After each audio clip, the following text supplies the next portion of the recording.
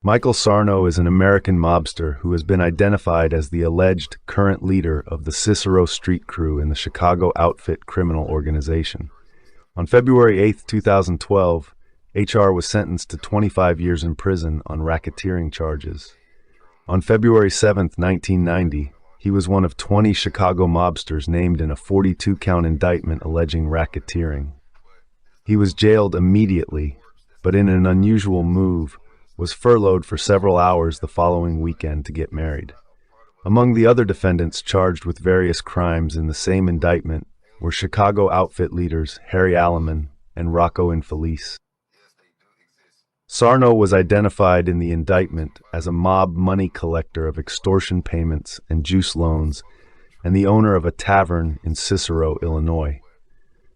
During hearings on whether to give him a bond, federal investigators also reported him to have severely beaten a rival and acquaintance, Michael Giammarusti, whom Sarno had caught sleeping in his fiancée's apartment in May 1989.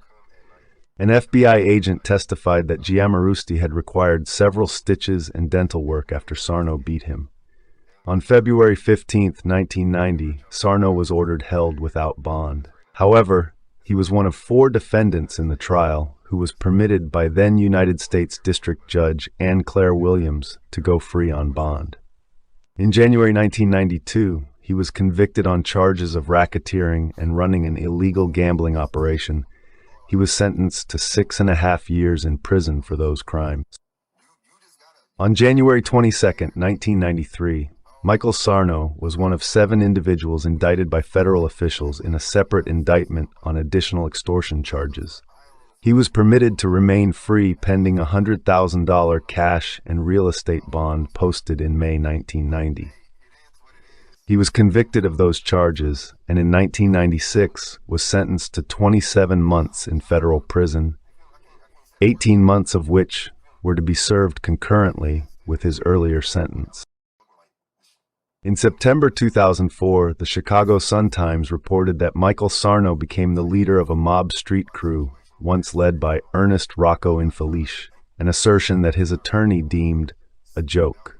In September 2007, after the convictions of a slew of Chicago-area mobsters in the Family Secrets trial, he was identified by law enforcement sources in the Chicago Sun-Times as being a powerful, reputed mobster in the Chicago outfit, along with Joseph Andriacchi, Al Tornabene, Marco D'Amico, and John DeFranzo. In the summer of 2008, Sarno's house in Westchester, Illinois was among the locations raided by federal agents investigating a February 23, 2003 pipe bombing incident outside of a Berwyn, Illinois video and vending machine business. Sources told the Chicago Tribune that Michael Sarno was the target of the search and that a large amount of cash was recovered during the investigation. He was referred to in the indictment with 2 men, Samuel Volpendesto and Mark Polchin, in connection with the crime as Outfit Member A. He also was referred to by Volpendesto on undercover tapes that federal investigators had made as the large guy, a reference to Sarno's large size. In September 2008, Chicago Sun-Times reporter Steve Warmber wrote, "This investigation appears to be possibly building toward a reputed high-level mobster, Mike Sarno." Federal investigators have referred to Sarno as Outfit Member A in court filings related to the pipe bombing. He also has been referred to as Big Mike and the Large Guy. On May 28, 2009, Michael Sarno was indicted by the federal government and accused of leading an illegal gambling ring and playing a key role in the 2003 pipe bombing incident. 6 others, including 85-year-old Volpendesto, also were charged with racketeering conspiracy.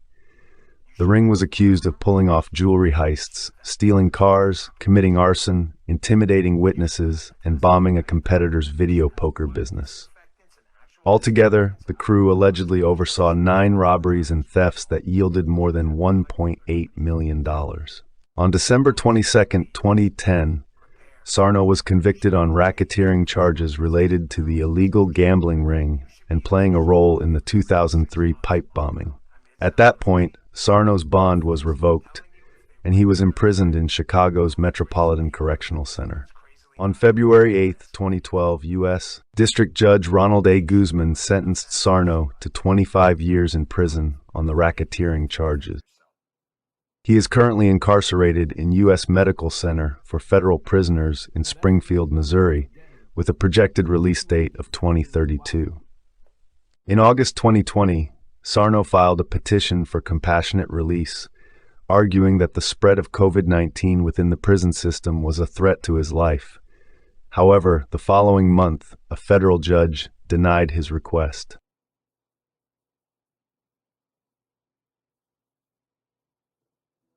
When one side launches nuclear missiles,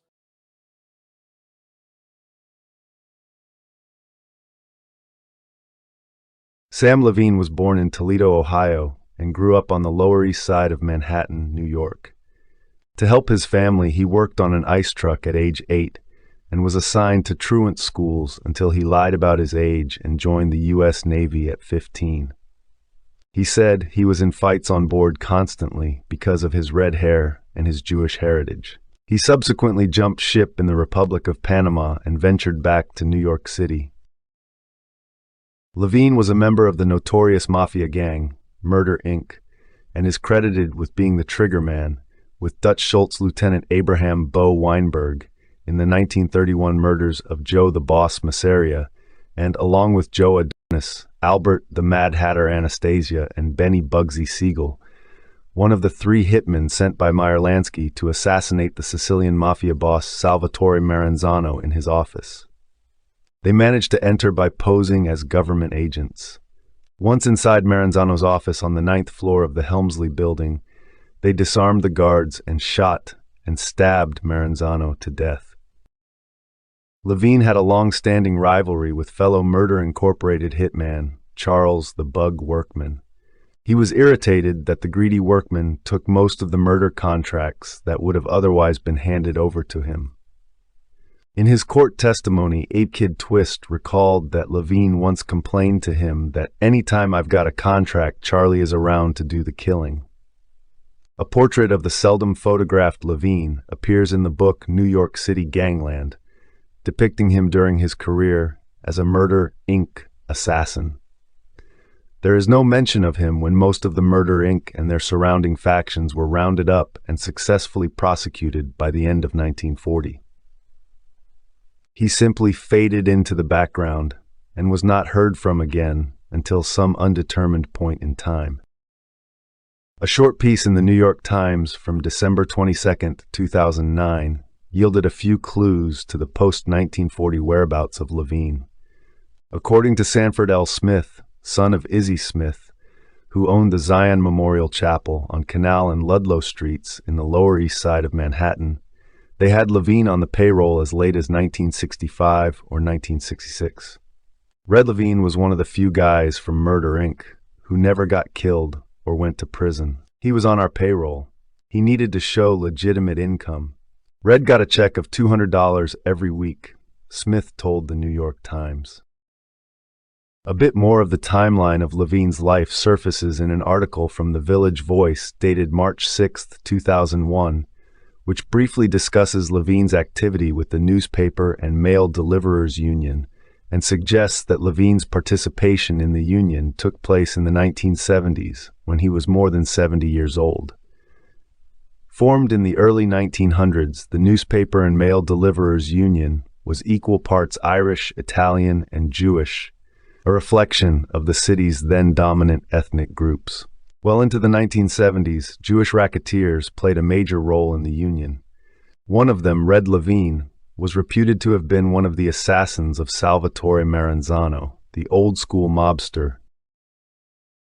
Law enforcement officials, as well as longtime union members and mob associates, say that Sam Levine cleverly allowed each of the city's 5 mafia families to have a piece of the newspaper delivery action, which included bootleg sales of stolen papers, as well as loan sharking and gambling among drivers.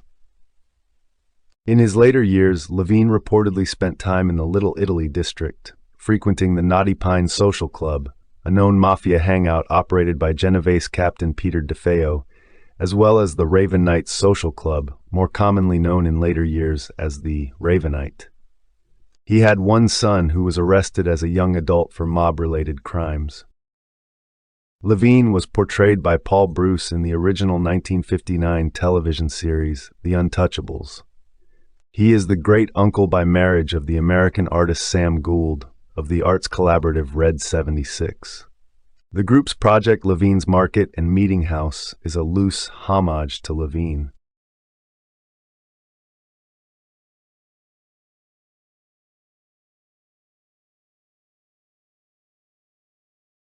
Abraham Bo Weinberg was a Jewish New York City mobster who became a hitman and chief lieutenant for the Prohibition-era gang boss Dutch Schultz.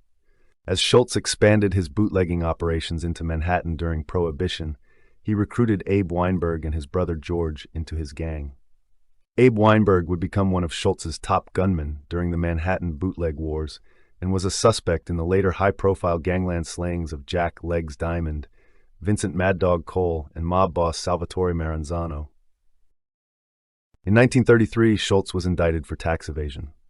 Rather than face the charges, Schultz went into hiding and Weinberg assumed control of his criminal operations. When Schultz returned from hiding and won acquittal on the charges against him, he became suspicious of Weinberg, as it was rumored that Weinberg had been secretly negotiating with mob boss Lucky Luciano and Murder Inc. boss Louis Buchalter to retain control of the Schultz organization. On September 9, 1935, Bo Weinberg left a Midtown Manhattan nightclub and was never seen again. Conflicting reports emerged about the manner of his death. Gangland lore held that Schultz had personally executed him with a .45 automatic in a Midtown hotel room, while Schultz's lawyer, Dixie Davis, reported witnessing Schultz's bodyguard, Lulu Rosenkrantz, shoot Weinberg in the back of a car after a night of drinking. Davis later maintained that the shooting could have been accidental. Schultz himself informed Weinberg's brother George that "we had to put a kimono on Bo," Schultz's code phrase to indicate that Weinberg's corpse had been encased in cement and dropped into the East River.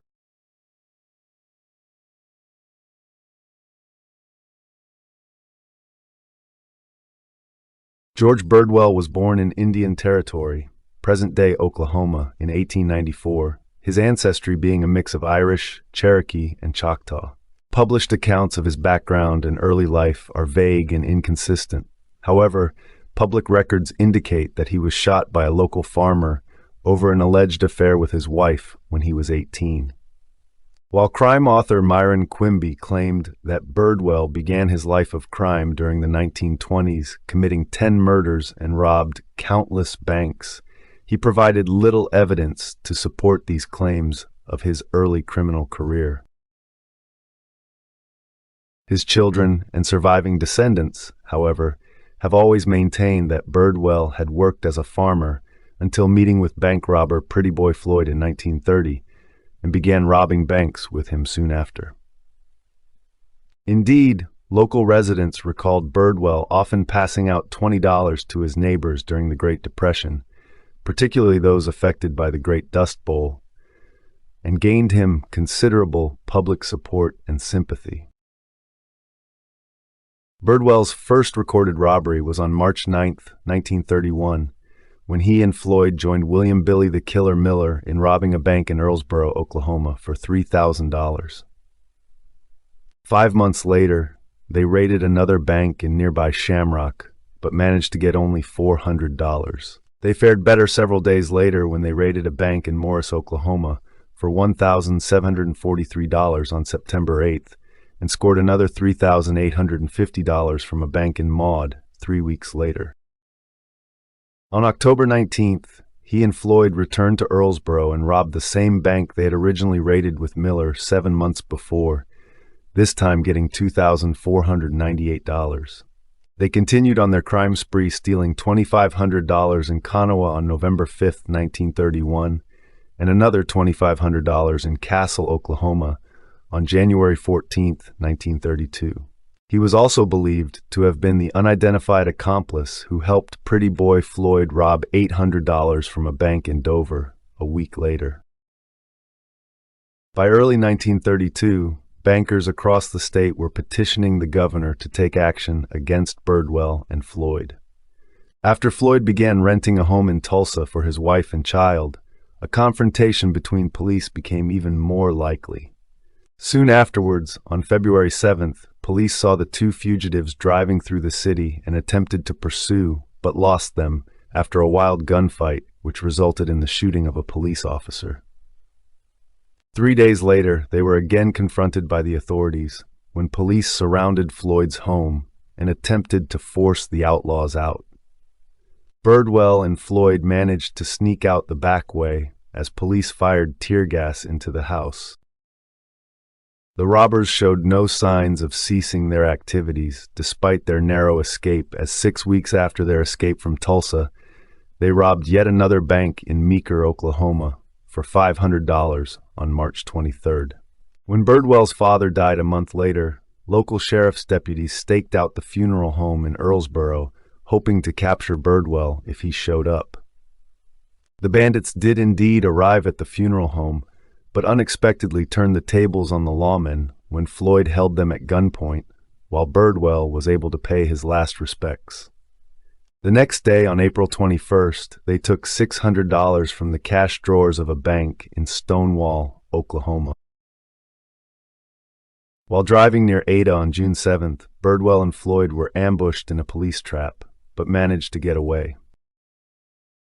Police sharpshooters later claimed that both men had most likely worn full body armor in order to have survived the gunfight. 5 months later, he and Floyd committed one of their biggest bank jobs when they and Ozzie Elliott stole $2,500 from a bank in Sallisaw, Oklahoma on November 1st. They were, however, wrongly accused by authorities of robbing a bank in Henrietta of $11,000 6 days later. Shortly afterwards, perhaps encouraged by the Henrietta robbery, Birdwell came up with a plan to rob the Farmers and Merchants Bank in Boley, Oklahoma. Floyd objected to the proposal, pointing out that they would likely stand out in the heavily black town and that local residents would most likely rush to the aid of the bank in the event of a robbery. Birdwell decided to go ahead with the robbery and recruited Charles Glass and C.C. Patterson. Birdwell failed to note that the day of the planned robbery, November 23rd, fell on the first day of bird hunting season, and residents were stocking up on shotguns and ammunition. The robbery proceeded as planned. Birdwell and his accomplices managed to gain entry into the bank. Birdwell, armed with a .45 caliber semi-automatic pistol, held everyone in the bank while Glass and Peterson looted the desk drawers. In one of the teller's cages, however, an automatic alarm was triggered when the last bills were taken. The alarm alerted bookmaker H.C. McCormick, who had been overlooked while at work in the back room. He confronted the men with a rifle, shooting Birdwell through the heart. Mortally wounded, Birdwell managed to kill bank president D.J. Turner before collapsing. Glass and Patterson attempted to flee, but by this time, local residents had been alerted by the gunfire and were waiting for them as they exited the bank. Glass was killed instantly and Patterson seriously wounded. He was saved by the town sheriff, who intervened before the mob could fire a second volley. Patterson eventually recovered from his wounds and was later sentenced to the state prison in Mallister. Birdwell was found alive in the bank and was taken to a nearby hospital in Henrietta, but died shortly after his arrival. McCormick was later awarded $1,000 for his actions and made an honorary major in the state militia. George stole roughly about $30,000 from all the banks combined that he had robbed.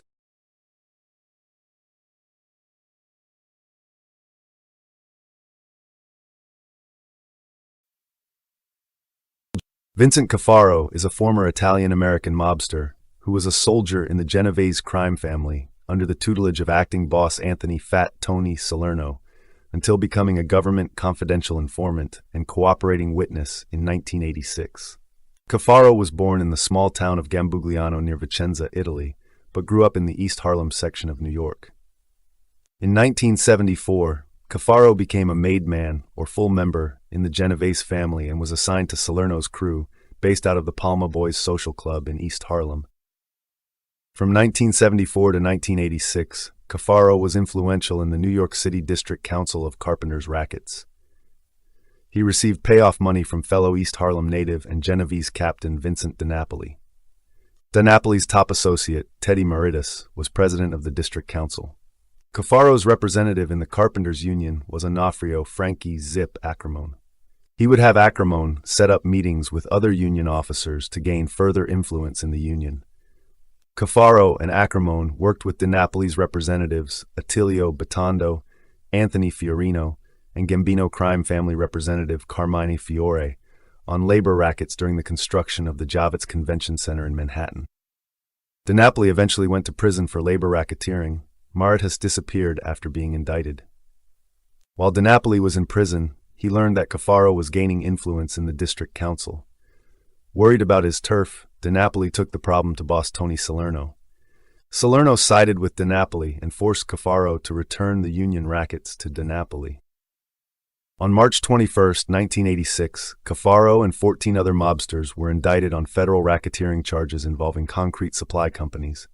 In September 1986, while in jail awaiting trial, he contacted the government about becoming a government informant and witness.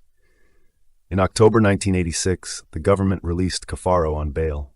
From October 1986 to March 1987, Vincent attended family meetings wearing a recording device. On March 20, 1987, the government revealed in court that Cafaro was now working for them. His son Thomas was indicted at the same case, and the government offered him a plea agreement also. However, Thomas decided to plead guilty and go to prison to assure the Genovese family that he was still loyal. Cafaro later testified about the Genovese family involvement in large-scale labor racketeering, their control over the New York District Council of Carpenters, and the family's organizational structure. He also exposed the Genovese family's control over the New York Coliseum and the Javits Center. He also described how Salerno, after suffering a stroke, became a figurehead for new boss Vincent the Chin Gigante. This maneuver helped deflect law enforcement scrutiny of Gigante's affairs. When Salerno was eventually convicted and sentenced to 100 years in prison in the commission case, the real family boss, Gigante, was still free. In October 1987, Cafaro told prosecutors that he was breaking his cooperation deal because of fear for his immediate family. On February 20, 1988, he refused to answer some questions in court during a drug trial for Liborio Bellomo and 3 other defendants. In 1989 and 1990, he testified against Gambino boss John Gotti and then disappeared into the Federal Witness Protection Program. Frank Curly Lino was a former captain in the Bonanno crime family who later became an informant. He was born in a house on West 8th Street in Gravesend, Brooklyn, New York City. The marriage of his mobster father, Robert Lino, and his mother was arranged by Genovese crime family patriarch and founder Vito Genovese during the 1930s. Frank attended Brooklyn's Lafayette High School, but dropped out in 10th grade. His father died in 1989, according to what Michael D. Leonardo said during testimony against John Gotti. Almost every male member of his family was involved in the mafia. His cousin Edward Lino and brother Robert Lino, Jr. are both captains in the Gambino crime family. He is the father of successful New York City Wall Street stockbroker Michael and father of Joseph, who became a made member of the Bonanno family. He is cousin-in-law to Grace Ann Scala Lino, the sister of Gambino crime family captain Salvatore Scala and father of Colombo crime family mob associate Robert Grace. Ann Lino was a customer of drug dealer Mikey Bear Aiello. Frank was enraged over Aiello selling drugs to her and arranged for his murder, which he was supposed to witness, but the murder attempt was botched. After dropping out of high school in the 1950s, he joined a violent street gang called the Avenue U Boys. As a member of the Avenue U Boys, Frank was involved in robberies. Frank Lino first became associated with the La Cosa Nostra at the age of 17 and operated the local floating card games controlled by a Genovese crime family-made soldier. He was a close business associate of Rosario Ganji. He is the father of 2 sons, one Joseph Lino, who became a made member of the Bonanno family, and Michael Lino. He is a son-in-law to Genovese crime family mob associates, Francis Consalvo and Carmine Consalvo, and distant uncle to Louis Consalvo. He is a first cousin of Bonanno family captain Robert Lino Sr. and a paternal uncle of Bonanno crime family captain Robert Lino Jr. He is the godfather to Michael Lino and Frank Coppa Jr., the sons of former Bonanno family captain and childhood friend Frank Coppa.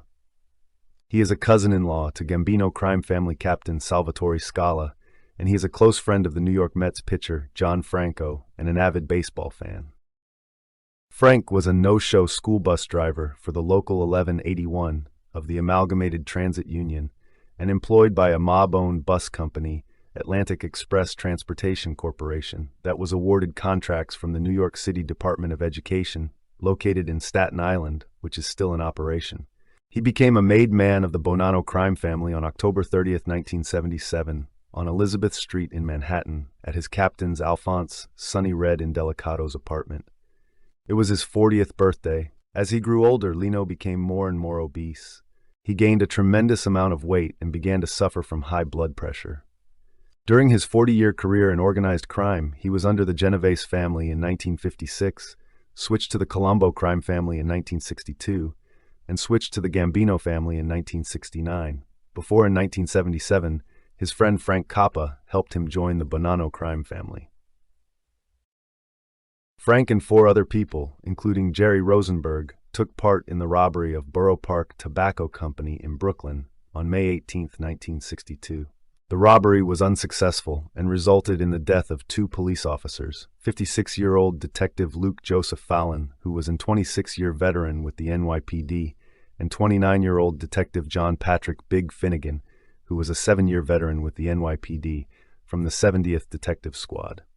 After undercover FBI agent Donnie Brasco had his assignment ended in July of 1981, Dominic Napolitano, who was one of the men responsible for bringing him into the family, on August 17, 1981, Lino and Stefano Canone drove Napolitano to the house of Ronald Filicomo, a Bonanno family associate, for a meeting. Napolitano was greeted by Frank Coppa, then thrown down the stairs to the house's basement by Lino and shot to death. Napolitano's body was discovered the following year. Frank Lino had done everything from selling illegal pornography to running pump and dump schemes on Wall Street. Over the years, he had been a loan shark, bookmaker, drug trafficker, and contract killer, for which he took part in the gangland slayings of 6 men, including his cousin's drug dealer, Michael the Bear Aiello, and the notorious murders of Bonanno captains Alphonse Indelicato, Dominic Trinchera, and Philip Giacconi. On May 5, 1981, Massino loyalists shot and killed Giaccone, Trinchera, and Indelicato in a Brooklyn nightclub. On the pretext of working out a peace agreement, Massino had invited them to meet with him at the 2020 nightclub in Clinton Hill, Brooklyn. However, Massino's real plan was to assassinate the captains. The ambush was set in the club's storeroom, with Salvatore Vitali and 3 other gunmen wearing ski masks hiding in a closet. One of the gunmen was mobster Vito Rizzuto, who came from Montreal, Quebec, Canada, with another Canadian mobster to help Massino. Massino told the men to avoid shooting so that bullets wouldn't spray around the room. Massino also brought drop cloths and ropes for disposing of the bodies afterwards. When the 3 captains arrived at the 2020, Massino and Bonanno mobster Gerlando Sciascia and Lino escorted them to the storeroom. As the men entered the room, Sciascia brushed his hand through his hair, giving the prearranged signal. Vitali and gunmen rushed out of the closet, with Rizzuto yelling, "It's a hold-up." Massino immediately punched Giaccone, knocking him to the floor, and also stopping Indelicato from escaping. Giaccone got up and tried to run out of the room, but was blocked up against a wall with Trinchera. The gunman killed Giaccone with a volley of submachine gun fire. The 3 captains were unarmed, as was the rule when attending a peace meeting. Lino, who had escaped, was brought instead of Indelicato's son, but was quickly won over to Massino's side. After the killings, the Bonanno gunmen transported the 3 bodies to a lot in Lindenwood, Queens, in an area known as The Hole. The lot was a Gambino mob graveyard. Gambino crime family captain John Gotti arranged for his men to bury the bodies there as a favor to Massino. A few weeks later, on May 28th, authorities discovered Indelicato's body and removed it from the lot. In October 2004, after some children reported finding a body in the Lindenwood lot, FBI agents excavated the property and discovered the bodies of Giaccone and Trinchera. Among the personal items they unearthed was a Piaget watch that had belonged to Giacone's wife. In December 2004, the bodies were positively identified as Giacone and Trinchera. On June 23, 2005, Massino, then a government witness to avoid the death penalty, pleaded guilty to several murders including those of Giacone, Trinchera, and Indelicato. He received 2 life sentences in prison. On May 4, 2007, after being extradited to the United States, Rizzuto pleaded guilty in a Brooklyn court to reduce charges in the murder of 3 captains and was sentenced to 10 years in state prison. In September 1999, Lino began serving a 57-month sentence in prison. In 2003, Lino was arrested along with Massino, underboss Salvatore Vitale, and fellow captain Daniel Mongeli on a sweeping RICO indictment. A few days after the arrests, Vitale turned informer after learning that Massino had put a contract on him. Vitale's decision to flip unnerved Lino. While he was charged with Sonny Black's murder, that charge was initially based solely on the word of former Bonanno soldier Frank Cappa. However, Vitale could not only corroborate Cappa's testimony, but could also implicate him in 3 other murders. Lino quickly realized that Vitale's testimony could potentially send him to prison for life. When the Bonanno defense team told Massino and Lino about Vitale's defection, Lino recalled thinking, "This meeting is a funeral, and I'm dead." He secretly got word to prosecutors that he was willing to flip as well, though he feared Massino could order his children and grandchildren killed if word got out. After 81 days in solitary confinement for his own protection, Frank Lino formally agreed to become an informant. As part of the deal, he revealed everyone he knew was either a made man or an associate, including his own son. Lino's testimony implicated Massino in 4 homicides and featured the first full eyewitness account of the murder of the 3 captains. Lino died in witness protection on August 2, 2023, aged 84.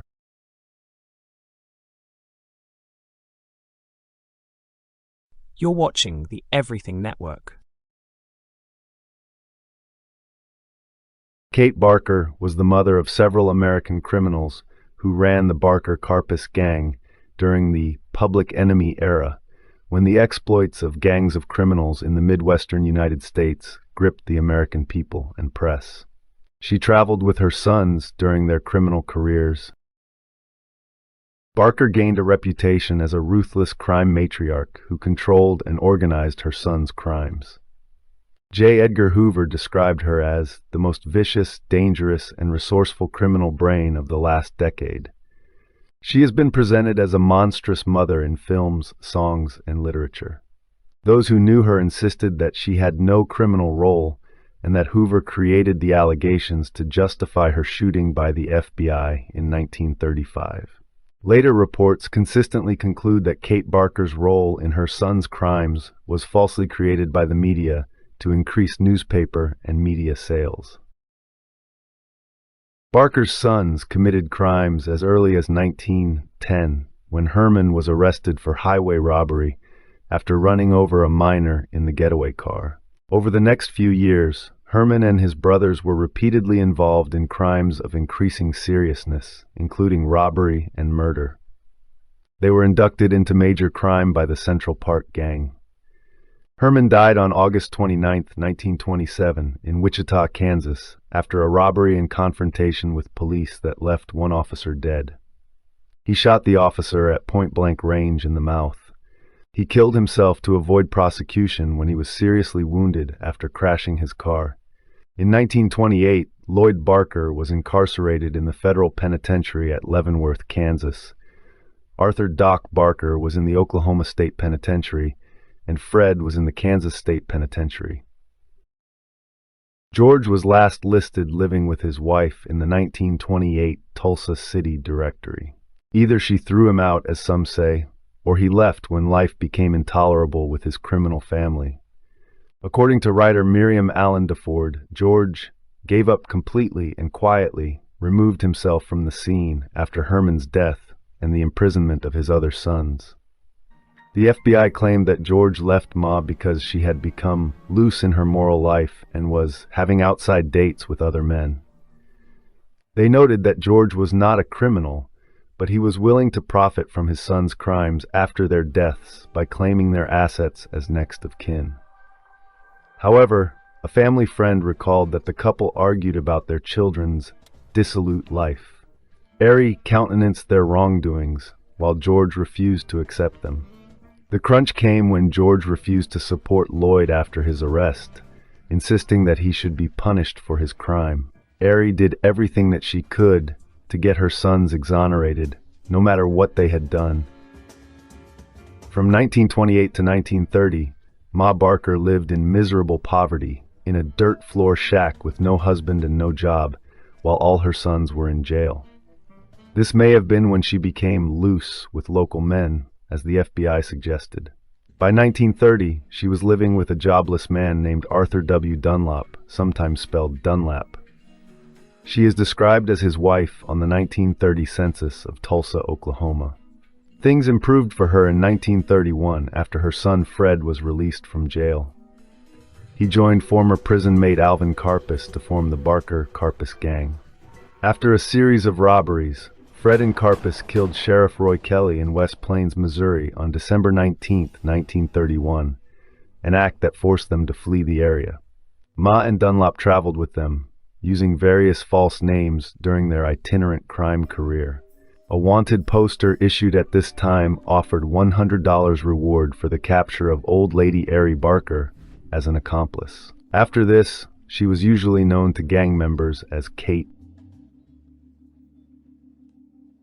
Arthur was released from prison in 1932 and joined Fred and Karpus, and the core gang was supplemented by other criminal associates.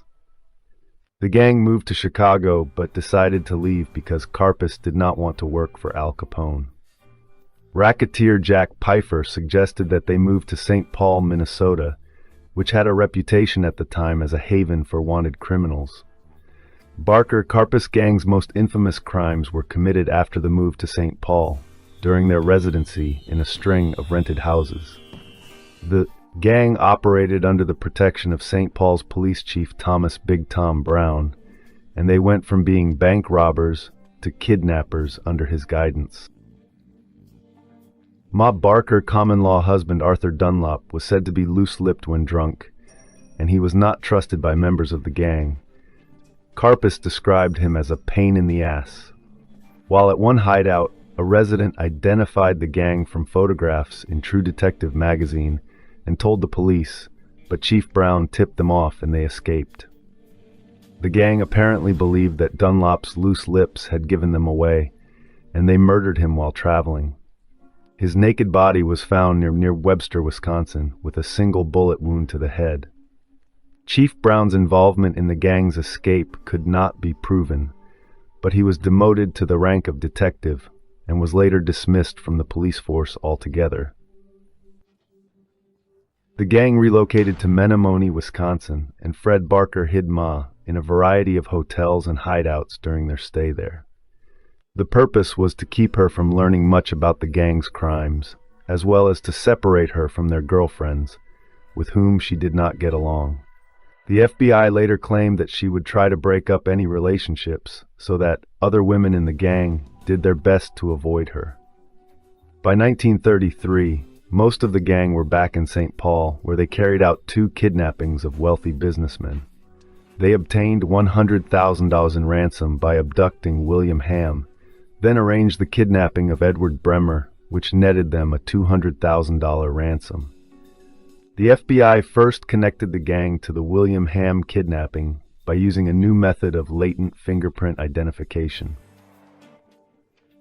The gang decided to leave St. Paul with the FBI on the case, and without Tom Brown supplying information, they moved to the Chicago area, renting apartments for Ma while they tried to launder the ransom.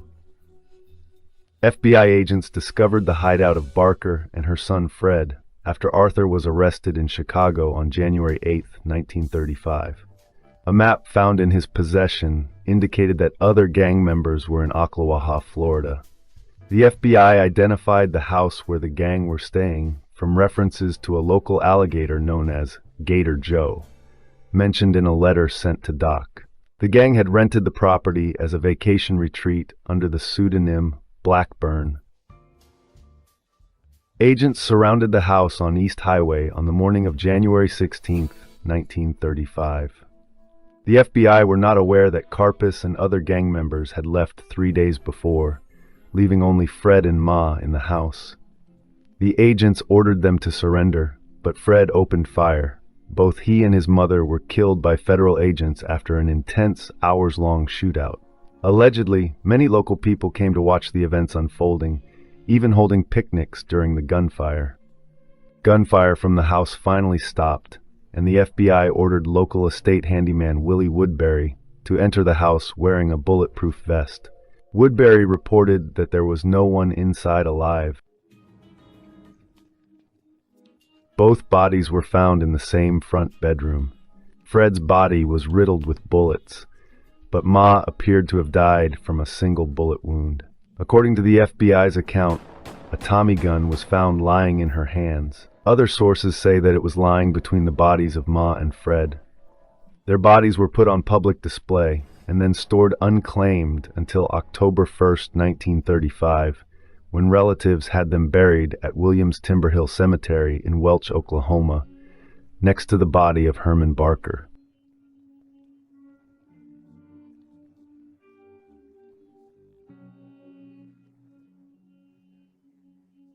Hoover claimed that Ma Barker was the most vicious, dangerous, and resourceful criminal brain of the last decade. He also claimed that she enjoyed the lifestyle that was the fruit of her son's crimes, and supposedly had a string of lovers. Ma Barker's children were murderers, and their Barker-Karpis gang committed a spree of robberies, kidnappings, and other crimes between 1931 and 1935, but there is no conclusive proof that Ma was their leader. She certainly knew of the gang's activities, and even helped them before and after they committed their crimes, and this made her an accessory, but there is no evidence that she was involved in planning them. Her role was in taking care of gang members who often sent her to the movies while they committed crimes. According to Claire Bond Potter, her age and apparent respectability permitted the gang to hide out disguised as a family. As Mrs. Hunter and Mrs. Anderson, she rented houses, paid bills, shopped, and did household errands. Alvin Karpis was probably the real leader of the gang, and he later said that Ma was just an old-fashioned homebody from the Ozarks, superstitious, gullible, simple, cantankerous, and, well, generally law-abiding. He concluded, "The most ridiculous story in the annals of crime is that Ma Barker was the mastermind behind the Karpis-Barker gang. She wasn't a leader of criminals or even a criminal herself. There is not one police photograph of her or set of fingerprints taken while she was alive. She knew we were criminals, but her participation in our careers was limited to one function. When we traveled together, we moved as a mother and her sons." This view of Barker is corroborated by notorious bank robber Harvey Bailey, who knew the Barkers well. He observed in his autobiography that Ma Barker couldn't plan breakfast, let alone a criminal enterprise. Writer Tim Mahoney argues that the real force behind the gang was the corrupt St. Paul law enforcement system, especially under Police Chief Tom Brown. Before they met him, the gang were nothing more than a bumbling band of hillbilly burglars who would have been captured or killed long before becoming nationally notorious. Had the Barker gang never come under Brown's protection, Ma Barker might have died lonesome in the Ozarks, an impoverished, obscure widow. If you haven't already, please take a second to subscribe to the channel, and also don't forget to click on the notification bell so you'll be up to date on all videos released from the Everything Network.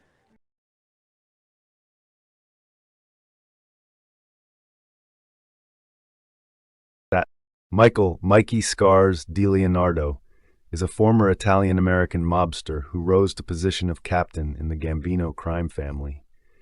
In the early 2000s, he turned government witness and decided to cooperate with the FBI and managed to convict over 80 mobsters. He testified a record 15 times, more than any other made mafia member to date. Born in New York City, he grew up in Bensonhurst, Brooklyn. He lived there until 1998 when he moved to Eltingville, Staten Island.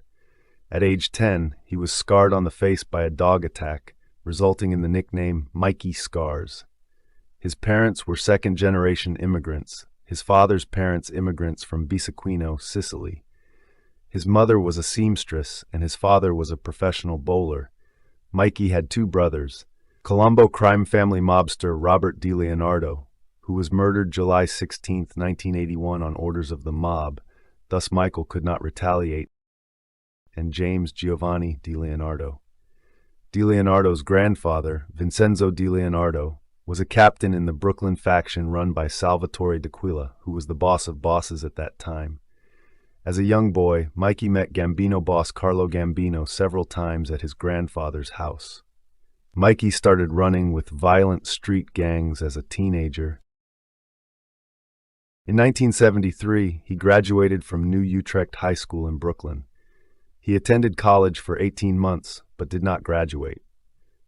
In 1985, at age 29, he married Antoinette Fapiano, a cousin of Gambino underboss Frank DeCicco. He had one son with her, Michael DiLeonardo Jr. After 12 years of marriage, he started an affair with Madeline Fischetti. He kept Madeline in a rented apartment in Bay Ridge, Brooklyn, while maintaining a home with his wife and son on Staten Island. He eventually divorced Antoinette and married Madeleine. They have a son, Anthony. A wealthy man, he owned a mansion on Staten Island overlooking Raritan Bay. By age 21, he had started working for the Gambino crime family. Since the 1960s, he had been running errands for tips from several Gambino associates. They would give him money for his pocket. He would do things like vandalize and assaults for them. He frequently visited the Veterans and Friends Social Club in Brooklyn, run by boss Paul Castellano. However, he considered soldiers Paul Zaccaria and Jerry D'Aquila to be his mentors in the family. In 1980, Michael DiLeonardo opened a social club a block away from the Veterans Club. In early 1981, he moved the club to a different location in Brooklyn. A successful venture, the club's customers included Gambino soldiers Salvatore Sammy the Bull, Gravano, and Frank DeCicco. DiLeonardo also used his club as a headquarters for his bookmaking and loan sharking gambling operations. He was successful and then went into a business venture and became partners in a produce market with Peter Castellano, cousin to Paul Castellano. During the mid-1980s, DiLeonardo became a close friend of John A. Gotti, commonly known as Junior, who was the son of future boss John J. Gotti. Junior Gotti eventually named him as godfather for his second son. On July 16, 1981, his brother Robert was killed in a mob-related shooting. Mikey wanted to kill the shooter, but boss Paul Castellano ordered him to stay out of it because it was related to internal Colombo business. In the 1980s, DiLeonardo maintained so-called legitimate jobs as a shop foreman for Teamsters Local 282. He soon opened his own construction company, Metropolitan Stone, with Edward Garofalo, who was Sammy the Bull's brother-in-law, as a partner. On December 16, 1985, Gambino boss Paul Castellano was killed on orders from Gotti Sr., who became the family boss. With Frank DeCicco now becoming underboss, DiLeonardo had Lilo Garofalo as his captain. Soon after, he was reporting to Gotti's Ravenite Social Club in Little Italy, Manhattan, 3 to 4 times per week. After John A. Gotti rose to power, DiLeonardo was with Captain Jackie D'Amico after Lilo Garofalo died. In April 1986, DiLeonardo was at the Veterans and Friend Club, then run by Frank DeCicco, on the day Frank was killed by a car bomb. Gravano, Garofalo, and Joe DeCicco went over to try and pull Frank out of the car and help Frank Bellino, who survived the blast. On December 24, 1988, DiLeonardo and Junior Gotti were inducted into the Gambino family in a Manhattan ceremony conducted by Caifano, now consigliere. In 1989, DiLeonardo helped arrange the murder of publisher and sanitation business owner Fred Whyos. Boss John J. Gotti had ordered Whyos's death because he believed Whyos was planning to testify against Gambino soldier Angelo Paccione and Jimmy Brown Fila. Gunmen from the DeCavalcante crime family in New Jersey shot and killed Whyos outside his apartment building in Staten Island, New York. During the mid-1990s, Mikey supervised loan sharking and other illegal activities from the Royal Crown Bakery in Grasmere, Staten Island. He owned several tattoo parlors in Brooklyn, Queens, and Staten Island. In addition, he claimed Staten Island mobster turned Miami club owner Chris Paciello as a Gambino mob associate. However, Colombo crime family captain Wild Bill Cutolo claimed Paciello as a Colombo associate. In 1996, Michael DeLeonardo met with Colombo acting boss Alphonse "Alley Boy" Persico to settle the dispute. As a result, Paciello was allowed to choose which family to be associated with, and he chose the Colombos. In late 1992, boss John Gotti Sr. was convicted of murder and racketeering based on Sammy the Bull's testimony. In the shakeup that followed, DeLeonardo was promoted to captain. DeLeonardo's crew was given control of the family's construction and trucking rackets, and also control of the 18th Ave crew. This included receiving monthly payments from Scara Mix Concrete Company on Staten Island, which was owned by Philip, the son of Paul Castellano. DeLeonardo also moved his crew into Wall Street, using pump-and-dump stock scams to earn the Gambinos money. He became a close associate of Junior Gotti and assisted him when he was promoted to acting boss. On one occasion, a member of Mikey's crew, Tommy Cherubino, hid some submachine guns for Gotti Jr. In 1997, DeLeonardo and Garofalo sold Metropolitan Stone because the city of New York had revoked Metropolitan's operating permit due to organized crime affiliations. By that time, he was also in control of Captain Danny Marino's crew when Marino went to prison. In September 2000, DeLeonardo was indicted in Atlanta, Georgia, on racketeering, extortion, and money laundering charges. He was specifically charged with extorting cash payments from Scores, a high-end strip club in Manhattan, and the Gold Club in Atlanta. On August 30, 2001, after a 4-month trial, DeLeonardo was acquitted on all charges.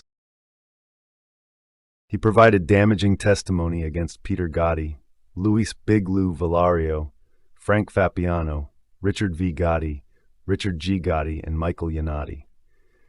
DeLeonardo also testified at the 4 mistrials in which Junior Gotti was charged with ordering the 1992 abduction and assault of radio commentator Curtis Sliwa.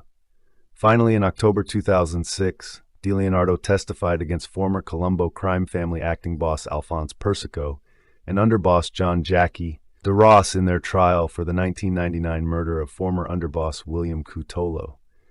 That case ended in a mistrial. In their second trial, they both would be convicted. DeLeonardo testified a record 15 times, more than any other made mafia member to date. On September 9, 2011, a judge sentenced DeLeonardo to time already served in prison, 36 months, and released him from confinement. He and his second family are now in the Federal Witness Protection Program.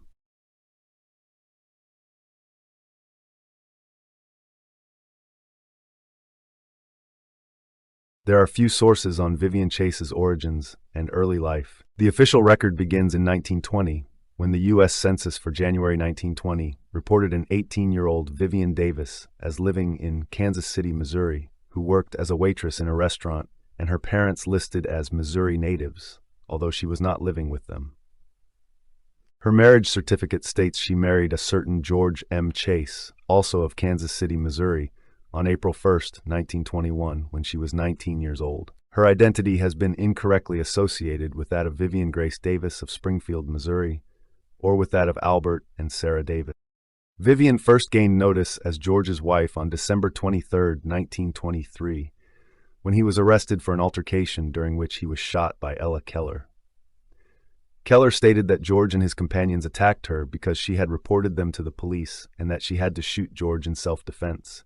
After arresting him, the police went to his home, where they found Chase wearing 6 diamond rings.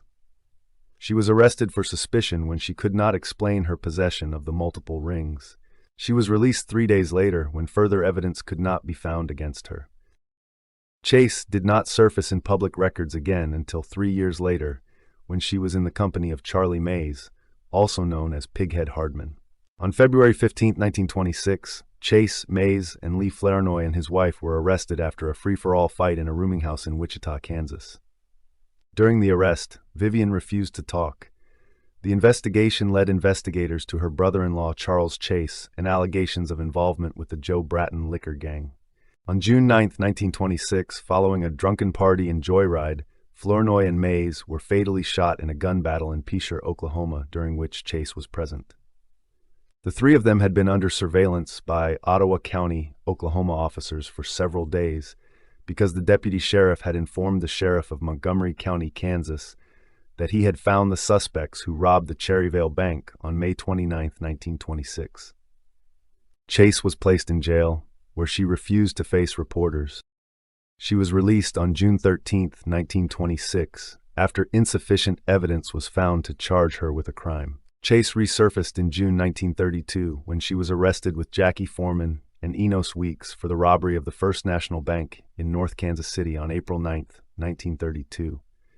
She was held on a $50,000 bond.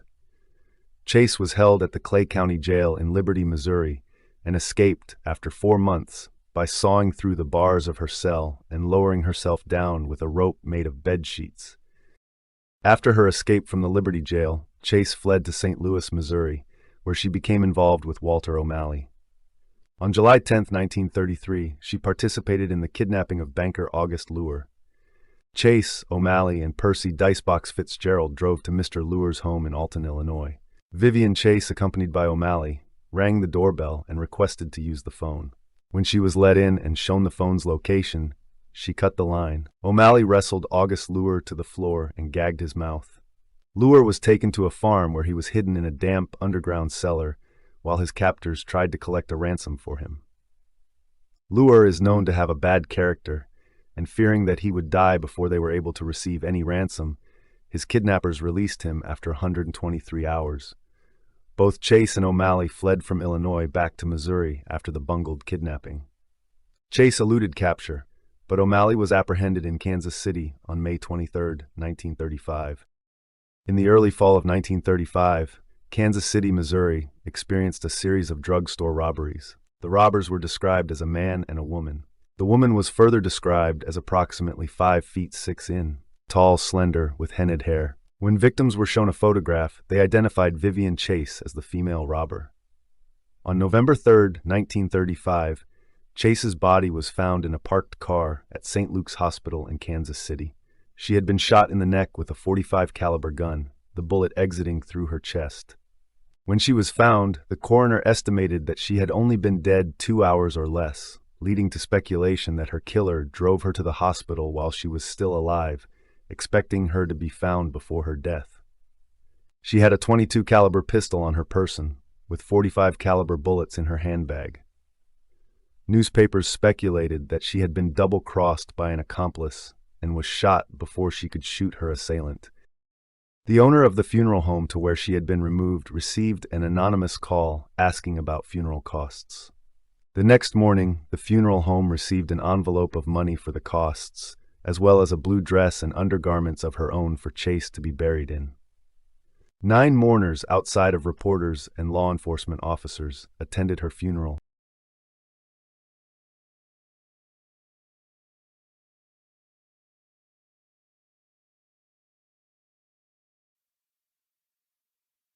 Frank Nash was an American bank robber and has been called the most successful bank robber in U.S. history. He is most noted for his violent death in the Kansas City Massacre. Nash spent part of his childhood in Paragould, Arkansas, Greene County, and was arrested in Hot Springs, Arkansas, Garland County, the day before his death. He worked in his father's hotels and also served in the Army from 1904 to 1907. He later served 3 prison sentences for various crimes, including robbery and murder. He is thought to have participated in roughly 200 bank robberies and was often considered the mastermind of several groups of criminals. He planned various escapes from prison, both from within the prison and while free. In spite of his criminal record, Nash was widely considered friendly, likable, and charming. His nickname, Jelly, shortened from Jelly Bean, began during his childhood due to his poise and his well-groomed appearance, although some associate the nickname with the explosives used to open bank safes. Frank Nash's first known run-in with the law occurred in 1910, when he was charged with burglary in Comanche County, Oklahoma. In May 1911, he was charged with burglary again, this time for the bungled attempt in March of that year to crack safes and empty cash registers at 4 stores in Gotebo, Oklahoma. Initially, Guy Huber and his close friend Nolly Humpy Wortman were charged in the crime, but only Wortman was convicted because a safe cracking tool called a triangle in contemporary newspaper reports was traced back to him. After his conviction, Wortman, angry that he was the only one of the 3 sentenced to prison in the crime, implicated Huber and Nash in the burglaries, and both were charged and tried. Wortman's testimony earned him an acquittal, and Nash and Huber were acquitted on a technicality, but their bitterness lingered. Apparently, Wortman fled to Texas after the trial, spending 2 years there before returning to his mother's farm near Hobart, and on March 5, 1913, he visited the town itself. After some drinking, Huber and Nash lured Wortman to a remote area of Hobart under the pretext of getting his help selling stolen silks. Once the 3 were seated, according to the March 13, 1913 edition of the Hobart Republican, Wortman was shot at close range with a .38 caliber pistol, the ball entering the right temple and coming out over the left eye. Blinded but alive and conscious until his death a few weeks later, on March 28 of that year, Wortman implicated Huber and Nash in his murder. Huber was convicted of Wortman's murder and given a life sentence in May 1913. Nash was sentenced to life for the murder in August 1913. On March 28, 1918, Nash's sentence was reduced to 10 years after he convinced the warden he wanted to join the army and fight in World War I. He signed his military registration card on June 12, 1918, and was released on August 16, 1918. He saw action in Belleau Wood, France, before the end of the war. The fighting in Belleau Wood ended in June 1918, and the war ended November 11th of that year. 2 years later, Nash was convicted of burglary using explosives, also known as safe cracking, and sentenced to 25 years in the Oklahoma State Penitentiary. He became a trustee, and his sentence was reduced to 5 years. On December 29, 1922, he was released, and he joined the Al Spencer Gang, a group of bank robbers. On August 20, 1923, the Spencer Gang robbed the Katy Limited postal train at Ocasa, Oklahoma. Nash fled to Juarez, Mexico, where he married a local woman. Many sources claim that Frank hoped to falsify the date on the marriage license to provide him an alibi for the time of the train robbery. The same sources also state that Frank Nash was already married to a sweetheart from Hobart, but the names of his first 2 wives are not known. His military registration card indicates that he was single in 1918. He was enticed across the Mexico-United States border and arrested for the burglary of the Katy Limited in early 1924. On March 1st, Nash and 3 members of the Spencer Gang received 25-year sentences at the federal penitentiary at Leavenworth, Kansas, for mail robbery and assault on a male custodian. In 1930, Frank was appointed the deputy warden's chef and general handyman, a position that brought privileges. On October 19, 1930, he was sent outside the prison on an errand and never returned. He escaped to Chicago, Illinois, where he fell in love with a barmaid named Frances Luce and continued his criminal activities, now in the major cities of the United States. Among other crimes during these years, Nash assisted in the escape of 7 prisoners from Fort Leavenworth in December 1931. Frank Nash visited Hot Springs with Frances Luce and her daughter in the spring of 1932 and returned with them the following spring. Hot Springs was then known as a playground for members of the criminal underworld. Without telling her about his first 2 wives, Frank married Luce on May 26, 1933. The 2 adopted the last name of Moore. On June 15, 1933, 2 Oklahoma City FBI agents, Joe Lackey and Frank Smith, learned that Frank Nash was in Hot Springs. The agents drove to Hot Springs accompanied by Otto Reed, the police chief of McAlester, Oklahoma, as FBI agents were forbidden from carrying weapons and making arrests during that time period. They learned that he was frequently found in the White Front cigar store, which was owned by Richard Galatas and frequented by many criminals of a national stature. On June 16th, the agents arrested Nash and drove to Fort Smith, Arkansas, Sebastian County. That night, Frank, accompanied by Lackey, Smith, and Reed, boarded a Missouri Pacific train bound for Kansas City, Missouri. However, word of Nash's capture had gotten around, as well as the destination of the agents, and plans were apparently made to attempt to free him.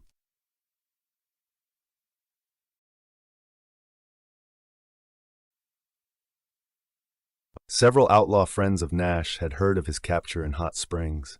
They learned the time of the scheduled arrival of Nash and his captors in Kansas City and made plans to free him. The scheme was conceived and engineered by Richard Tallman Galatas, Herbert Farmer, Doc Louis Stashie, and Frank Mulloy. Vernon Miller was designated to free Nash, and while at Mulloy's Tavern in Kansas City, he made several phone calls for assistance in the scheme. According to the official FBI report, Charles Pretty Boy Floyd and his sidekick, Adam Richetti, arrived in Kansas City to aid in the mission. According to the FBI report, Floyd and Richetti happened to be on the way to Kansas City, but had been detained at Bolivar, Missouri, early on the morning of the 16th, when the car in which they were riding became disabled. While the two were waiting in a local garage for the necessary repairs to the car, Sheriff Jack Killingsworth entered the building. Richetti, who immediately recognized the sheriff, seized a machine gun and held the sheriff and the garage attendants up against the wall. Floyd drew two .45 caliber machine pistols and ordered all parties to remain motionless. Floyd and Richetti then transferred their arsenal into another automobile and ordered the sheriff to enter that vehicle. The two, along with their prisoner, drove to Deepwater, Missouri, abandoned that automobile, and commandeered another. After releasing the sheriff, they arrived in Kansas City about 10 p.m. on June 16. There, Floyd and Richetti abandoned that automobile and stole another car to which they transferred their baggage and firearms. Finally, that same night, they met Miller and went with him to his home. There, Miller told them of his plan to free Frank Nash. Early the next morning, according to the FBI account, Miller, Floyd, and Richetti drove to Union Station in a Chevrolet sedan. There they took up their positions to await the arrival of Nash and his captors. Upon the arrival of the train in Kansas City, Agent Lackey went to the loading platform, leaving Smith, Reed, and Nash in a stateroom of the train. On the platform, he was met by Sack Vetterli, who was accompanied by FBI agent Raymond J. Caffrey and officers W. J. Grooms and Frank Hermanson of the Kansas City Police Department. These men surveyed the area surrounding the platform and saw nothing that aroused their suspicion. Vetterli advised Agent Lackey that he and Caffrey had brought two cars to Union Station and that the cars were parked immediately outside. Agent Lackey then returned to the train and, accompanied by Chief Reed, Vetterli, Agents Caffrey and Smith, and officers Hermanson and Grooms, proceeded from the train through the lobby of Union Station. At the time, both Agent Lackey and Chief Reed were armed with shotguns. Other officers carried pistols. Frank Nash walked through Union Station with the 7 officers. Upon leaving Union Station, the lawmen with their captive paused briefly. Again, seeing nothing that aroused their suspicion, they proceeded to Caffrey's Chevrolet. Frank Nash was handcuffed throughout the trip from the train to the Chevrolet, which was parked directly in front of the east entrance of Union Station. Agent Caffrey unlocked the right door of the Chevrolet. When the door was opened, Nash started to get into the back seat. However, Agent Lackey told Nash to get into the front of the car. Agent Lackey then climbed into the back of the car directly behind the driver's seat. Agent Smith sat beside him in the center of the back, and Chief Reed sat beside Smith in the right rear seat. At this point, Agent Caffrey walked around the car to get into the driver's seat through the left door. Vetterli stood with officers Hermanson and Grooms at the right side near the front of the car. A green Plymouth was parked about 6 feet away on the right side of Agent Caffrey's car. Looking in the direction of this Plymouth, Agent Lackey saw 2 men run from behind a car. He noticed that both men were armed, at least one of them with a machine gun. Before Agent Lackey had a chance to warn his fellow officers, one of the gunmen shouted, "Up, up!" At this instant, Agent Smith, who was in the middle of the back seat, also saw a man with a machine gun to the right of the Plymouth. Sack Vetterli, who was standing at the right front of the Chevrolet, turned just in time to hear a voice command, "Let him have it!" At this point, from a distance approximately 15 feet diagonally to the right of Agent Caffrey's Chevrolet, an individual crouched behind the radiator of another car opened fire. Officers Grooms and Hermanson immediately fell to the ground, dead. Vetterli, who was standing beside Officers Grooms and Hermanson, was shot in the left arm and dropped to the ground. As he attempted to scramble to the left side of the car to join Agent Caffrey, who had not yet entered the driver's seat of the Chevrolet, Vetterli saw Caffrey fall to the ground. He had been fatally wounded in the head. Inside the car, Frank Nash and Chief Reed were killed. Agents Lackey and Smith were able to survive the massacre by falling forward in the back seat of the Chevrolet. Lackey was struck and seriously wounded by 3 bullets in the back. Smith was unscathed. The 3 gunmen rushed to the lawman's car and looked inside. One of them was heard to shout, "They're all dead. Let's get out of here." With that, they raced toward a dark-colored Chevrolet. Just then, a Kansas City policeman emerged from Union Station and began firing in the direction of one of the killers, later identified as Floyd, who slumped briefly but continued to run. The killers entered the car, which sped westward out of the parking area and disappeared. The 3 survivors, Agents Smith and Lackey and Vetterli, reported that the assault lasted possibly 30 seconds. They were uncertain if 3 or 4 gunmen staged the assault. From their account, it was apparent that the 2 Kansas City police officers were killed immediately, followed seconds later by Frank Nash and Chief Reed, and then by Agent Caffrey, who was taken to a hospital and pronounced dead on arrival.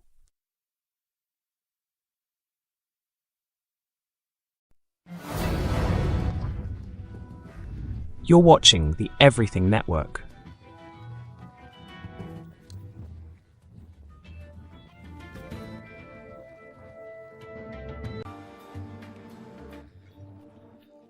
The mafia in America had always been involved in illegal gambling.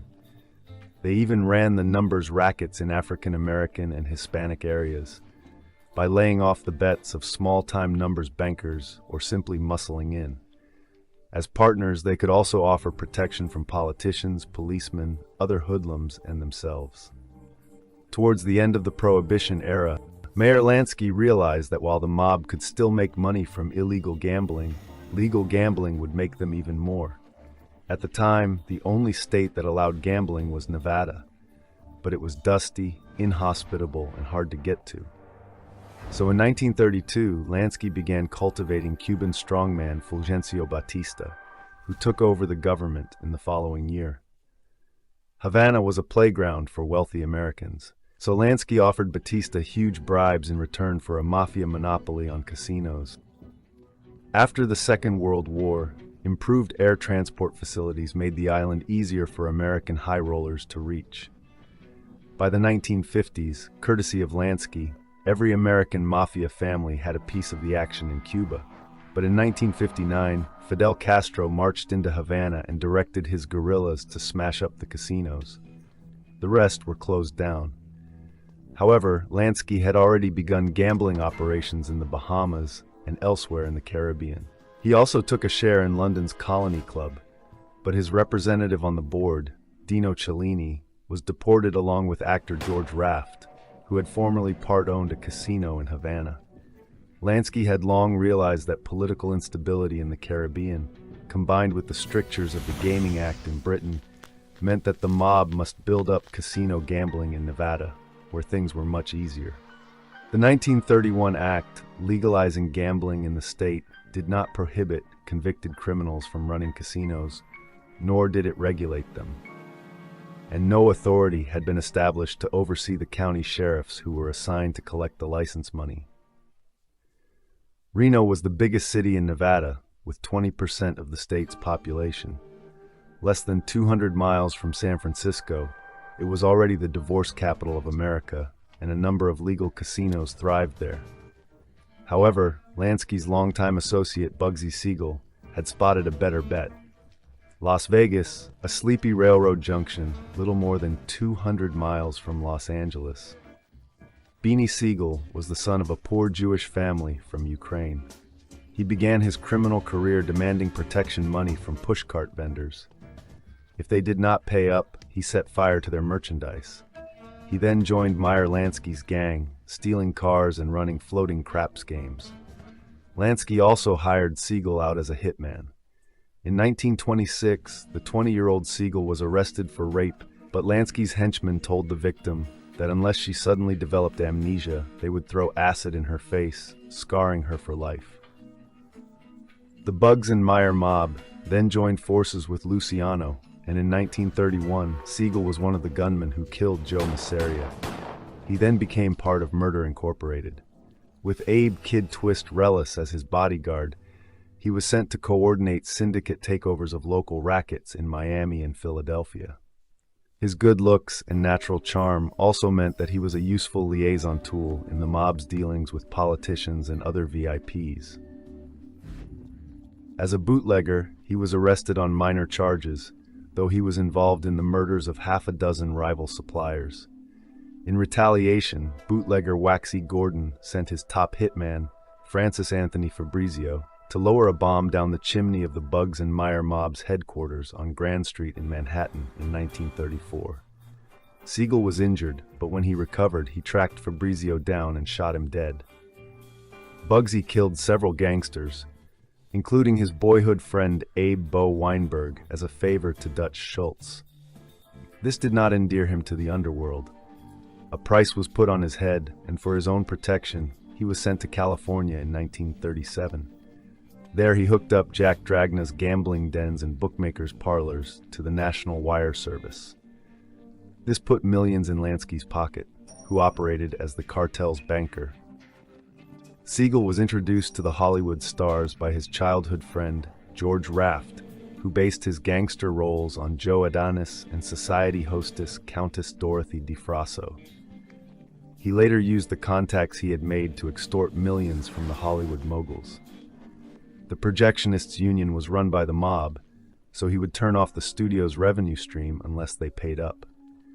Although he was married and had many affairs, Bugsy fell in love with Virginia Hill, who was a courier who carried money from the Chicago outfit to the Swiss banks. Hill had been the lover of numerous mobsters. While she was giving evidence at a congressional hearing, Senator Charles W. Tobey asked her why this was so. "I'm the best goddamned lay in the world," she replied. Together, Siegel and Hill began importing opium and heroin from Mexico, distributing it through syndicate peddlers.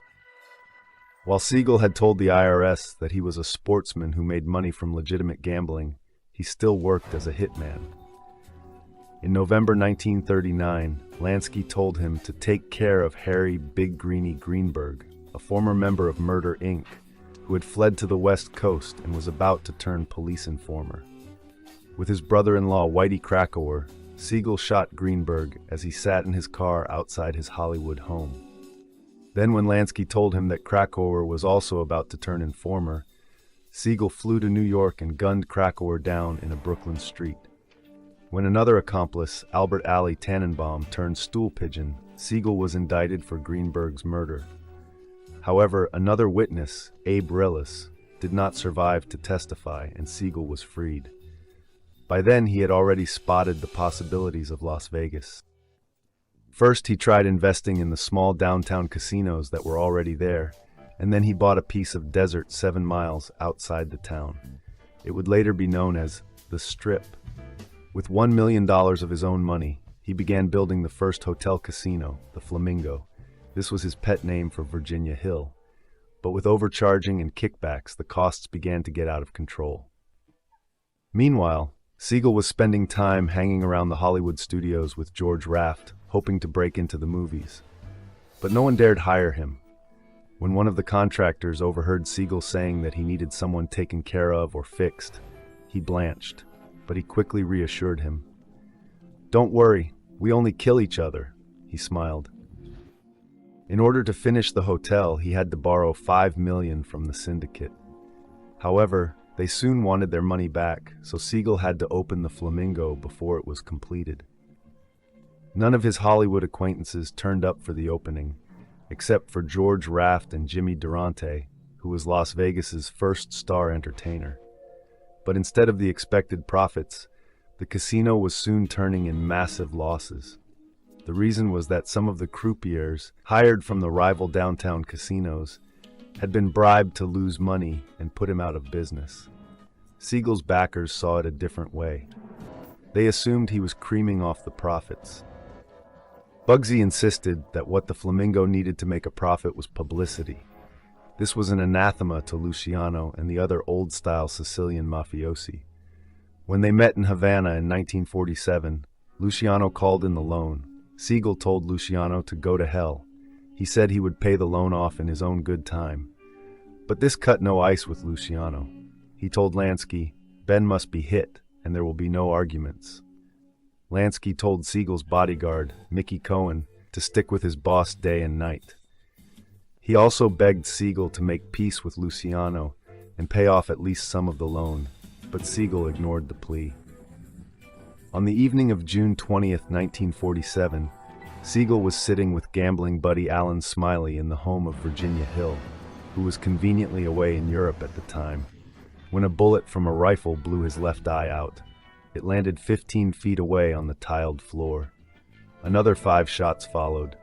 It was a professional hit, and Smiley was unhurt. Hearing of the murder, Mickey Cohen stormed into the lobby of the Roosevelt Hotel, where the killers were thought to be staying. He then pulled out 2 .45 caliber automatics. After emptying them into the ceiling, he demanded that those responsible meet him outside. When the police finally showed up, Cohen and his crew was already gone. Virginia Hill did not return in time for Bugsy's funeral, and George Raft was bedridden with an asthma attack. Ironically, the death of Siegel brought Las Vegas the publicity it needed. People flocked to the Flamingo. With Siegel out of the way, Lansky put more reliable men in to manage the syndicate's investment. When Mo Sedway and Gus Greenbaum were brought in, they quickly turned a profit, and within months, the Flamingo was out of debt. Sedway continued running the operation until his death in 1952, and Greenbaum went on to run the Riviera for Capone's old enforcer, Tony Accardo. As a syndicate leader in Las Vegas, Greenbaum would later order the deaths of Tony Brancato and Tony Tombino as a punishment for robbing a syndicate hotel. But Greenbaum's gambling, womanizing, and drug-taking led him to start stealing money himself. He took it directly from the cage, or counting room. When this was discovered by the Chicago syndicate, Greenbaum and his wife were found in their Phoenix home with their throats slashed. Their killers had been flown in from Miami, which was by then Lansky's base. He rarely visited Las Vegas, but he still controlled the syndicate's interests there. In 1960, Lansky was given a finder's fee of $500,000 from Morris Landsberg and Sam Cohen when they purchased the Flamingo. He continued to control it while Landsberg and Cohen skimmed off, failed to declare income to the IRS, some $30 million. In 1971, they were investigated for tax evasion, and Lansky was subpoenaed to appear before the grand jury. With estimated holdings of $300 million, Lansky feared being indicted for income tax evasion himself, so he fled to Israel and tried to remain there under the law of return, which allows any Jew to settle in the country. However, the law does not include those with a criminal past, so 2 years later he was deported back to the United States. He was convicted for contempt for not obeying the subpoena and was sentenced to 1 year in jail, but the sentence was overturned on appeal. He was then tried for tax fraud over London's Colony Club, but was acquitted. Landsberg and Cohen pleaded guilty to tax evasion and were given a token sentence, while further charges against Lansky were dropped. He died in January 1983 in Miami. All of the money he made has disappeared. He was never once convicted of a federal offense, and he only spent 2 months in jail. That was in 1953, when he was sentenced for running a gambling house. While Lansky controlled the Flamingo and the Thunderbird, he also had a stake in the Sands Hotel with Frank Costello, Joe Adonis, and Joseph Doc Stocker, another member of the Bugs and Meyer gang who escaped jail for tax evasion by emigrating to Israel. George Raft had an investment as well, and Frank Sinatra was sold a 9% share to get him to sing there. In addition to his Sands stake, Costello controlled the Tropicana. The Sahara and the Riviera were owned by Sam Giancana and other members of the Chicago outfit. They also had a stake in Caesar's Palace, along with New England mobster Raymond Patriarca, Vito Genovese's top aide Jerry Cattina, and Vincent Jimmy Blue Eyes Allo, Lansky's link with the Italian mob. As comedian Alan King put it, Caesar's Palace was not so much Roman as more kind of early Sicilian. Jimmy Hoffa and the Teamsters also had a $10 million stake in the palace, with another $40 million on permanent loan around Las Vegas. The Desert Inn was owned by Lansky's old friend Morris Mo Dalitz and the Cleveland mob. Once a member of the Jewish Navy that smuggled Canadian whiskey across Lake Erie during Prohibition, Dalitz built the Las Vegas Country Club, Sunrise Hospital, and several homes for retarded children. He was a frequent donor to the Las Vegas Public Library system, as well as to the campaign funds of Nevada Senator Paul Laxalt, one of President Ronald Reagan's closest advisors. In 1951, the Senate Committee to Investigate Crime in Interstate Commerce said Dalitz was a leading criminal who had participated in the formation of the National Crime Syndicate. Then in 1978, California's Organized Crime Control Commission declared that he was one of the architects of the skimming process that developed in Las Vegas in the early 1960s. Yet he has never been arrested or charged with a crime, and he is known as Mr. Las Vegas, in recognition of his efforts to transform Las Vegas into a modern city. When the Stardust was being built, Dalitz complained that it would take trade away from the Desert Inn, and he was prepared to settle the matter in the old-fashioned way. But Lansky set up a meeting between Dalitz, New Jersey mobster Abner Longies Willman, and California gambling boat operator Tony Cornero, representing the Stardust. A deal was forged, giving each of them interlocking interests in each other's hotels. In 1966, Howard Hughes moved into the 9th floor of the Desert Inn. After losing heavily at the tables, he offered $30 million to buy the place. After that, he began buying up other casinos in Las Vegas and Reno. This suited the mafia owners because they were being investigated for skimming at the time. Hughes was convinced that he could raise the profit margin to 20%, but the casinos were still staffed by mob employees, so the money continued to go to the mafia. What Hughes did not understand was that the mob did not just make its money from skimming the casinos. Through the labor unions, it controlled the suppliers who provided the casinos with food, drink, and laundry services, everything they needed. Hughes never turned a profit of more than 6%. The mob then bought back most of the casinos, mainly through seemingly legitimate front companies. The hotels and casinos were not just useful to the mob for the money they earned, they were also a useful way to launder money from drugs, loan sharking, and extortion, and to make payoffs. Prominent members of the mafia were given free rooms and entertainment. They were also comped thousands of dollars in free chips, which they then cashed, leaving without even gambling. In Nevada, there was no tax on such losses. The mafia also took over debt collection. The targets were inveterate gamblers who paid nothing for their flights, hotel rooms, food, and entertainment, provided they gambled, say $5,000, win or lose. The mob would buy up the losses of those who did not pay up at 25 cents on the dollar. Then they would track down the debtors and force them to pay off their debts, while interest accrued at 5% a week. Debtors would find that they were in the hands of loan sharks for the rest of their lives. The characters who actually ran things in Las Vegas were very dangerous men. One leading figure was Marcello Caifano, a member of the Chicago outfit under Sam Giancana. He had convictions for burglary, larceny, bank robbery, fraud, and extortion. Giancana regularly rented him out for hits, and he was the prime suspect in at least 10 murders. He had been arraigned for contempt of Congress in 1958 after citing his Fifth Amendment right 73 times before the McClellan Committee. Police investigations also connected him to the murder of the beautiful cocktail waitress Estelle Carey, girlfriend of Nick Circella, who had been jailed over an extortion ring in Hollywood. When it was feared that Circella might talk, Estelle Carey was kidnapped, tied to a chair, tortured, and then doused in gasoline and set on fire. After that, Circella's lips were sealed. Later it was thought that Caifano had murdered corrupt cop-turned-gangster Richard Kane and oil tycoon Raymond Ryan. Caifano had been jailed for trying to extort $60,000 from Ryan, but after he was released, Ryan was killed by a car bomb. Eager to leave Chicago, Caifano gave his beautiful wife to Sam Giancana in exchange for being made Don of Las Vegas. He then changed his name to John Marshall and moved to Nevada, where he is said to have planned the disappearance of Louis Strauss, better known as Russian Louis, who was blackmailing former Dallas bootlegger and Las Vegas developer Benny Binion.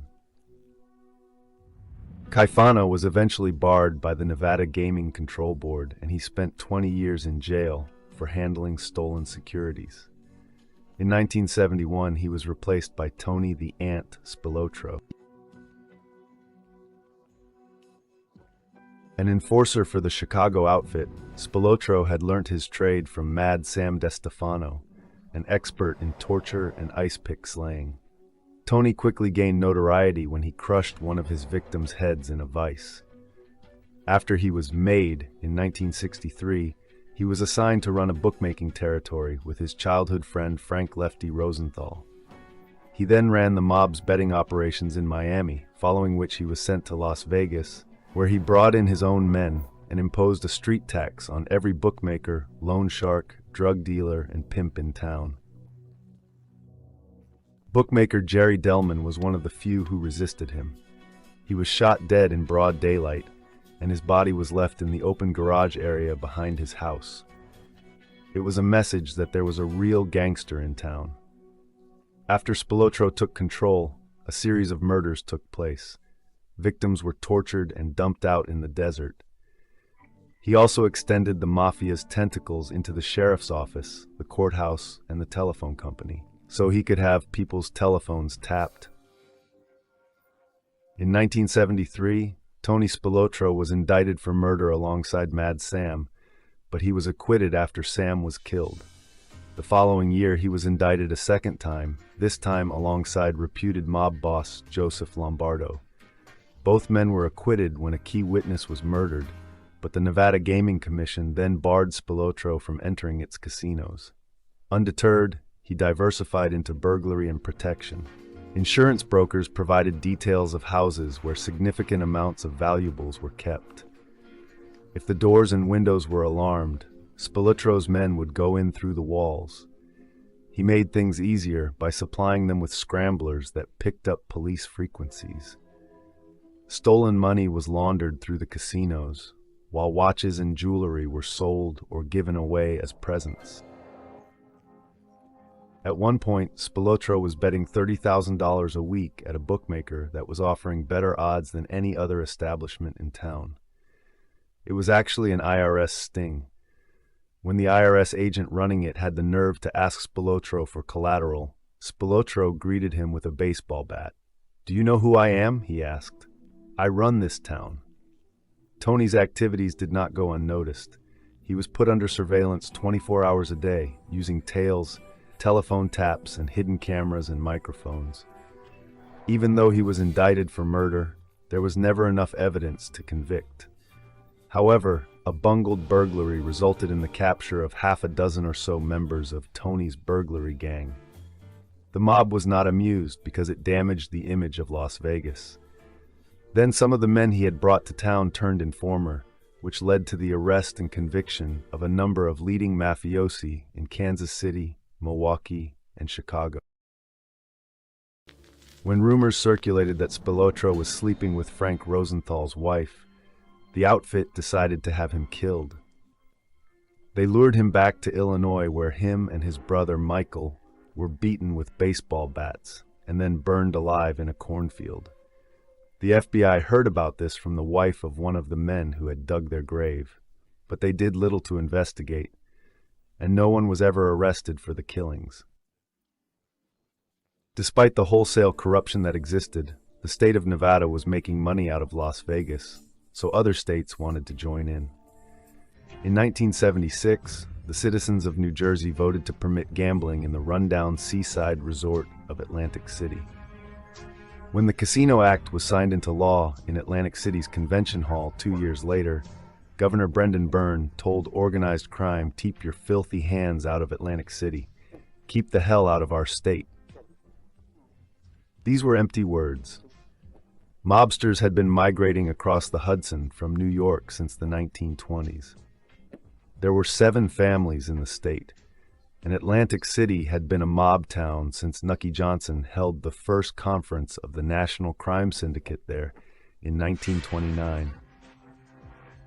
In May 1978, Resorts International renovated a 1,000-room hotel on the boardwalk and opened the first casino. A former incarnation of the company had been involved with casinos in the Bahamas, where both Dino Cellini and Meyer Lansky had been involved, but this fact was ignored. Bally Manufacturing, by far the largest manufacturer of slot machines in the United States, was then granted a license on condition that Chairman and President William O'Donnell stepped down due to his alleged criminal links. O'Donnell had taken over the company in 1963 with the help of Gerardo "Jerry" Cattina, underboss of the Genovese family. Another business associate was Dino Cellini. Even before the first casino in Atlantic City opened, mafia boss of Philadelphia, Angelo Bruno, called a meeting. All leading members were ordered to put up $500,000 so the mafia could monopolize all food, drink, linen, and vending machines going into the hotels. Mafia contractors would build the casinos, and the mob would also control the unions. The man in charge, Mikey Scars, had been sent to Atlantic City in 1964 because so many people in Philadelphia wanted to kill him. He took over Local 54 of the Hotel Employees and Restaurant Employees International Union, later telling a local plumber not to worry about trouble with his employees because we control the unions. Then looking out over the boardwalk, Scarfo said, "We'll own this city one day. That's what we're going to do." As in Las Vegas, money was laundered through the casinos and payoffs were made by comping made men. Soon New York's 5 families began to take an interest, but Atlantic City was traditionally the domain of the Philadelphia crime family. Angelo Bruno was not prepared to share it, and Scarfo protected the family's territorial rights and built a fearsome reputation with a series of vicious murders. In 1980, Bruno was gunned down by Alfred Salerno. The killing had been ordered by Bruno's consigliere, Antonio "Tony Bananas" Caponegro, after Frank "Funzy" Thierry, boss of the Gambino family, had assured him that the killing had the approval of the commission.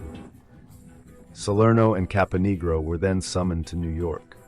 They expected to be told that they could take over the Philadelphia family.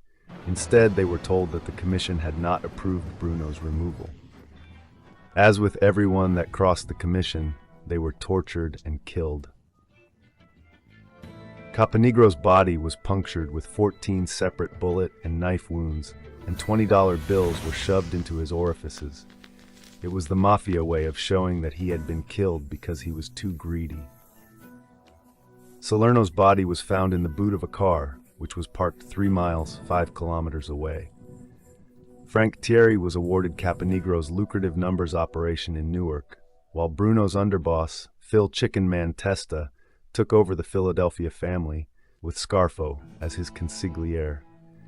Scarfo was under indictment for murder at the time, but he was surprisingly acquitted. Testa and Scarfo then began killing anyone they suspected might be disloyal. Testa dug his own grave by trying to prevent the 5 families from moving into Atlantic City. He was killed by a nail bomb under his porch. Testa's underboss, Pete Casella, then told Scarfo that he was the new boss of the Philadelphia family, courtesy of Big Paul Castellano, head of the Gambino family, and Fat Tony Salerno. Scarfo had hopes in that direction himself, So he went to New York and told Castellano and Salerno that they could operate in Atlantic City if they made him boss instead. His ploy worked. Casella was then retired to Florida. Mikey Scarfo began his reign by imposing a street tax on any criminals not working directly for the mafia. Those who did not pay were killed. Family members who did not prove their loyalty to Scarfo also paid the price. 70-year-old Harry the Hunchback Riccobene soon fell foul of Scarfo. Riccobene ran a crew that was involved in gambling, vending machines, loan sharking, and drugs. For years, he had paid an annual tribute to Bruno, and he was willing to continue the arrangement with Bruno's successors. But for Scarfo, this was not good enough. He wanted pay from Harry's crew weekly. Riccobene refused and a war broke out. The 70-year-old was shot 5 times while making a call from a phone booth to, it is said, his 23-year-old mistress. However, he survived, even managing to wrestle the gun from his assailant. Tit-for-tat shootings followed.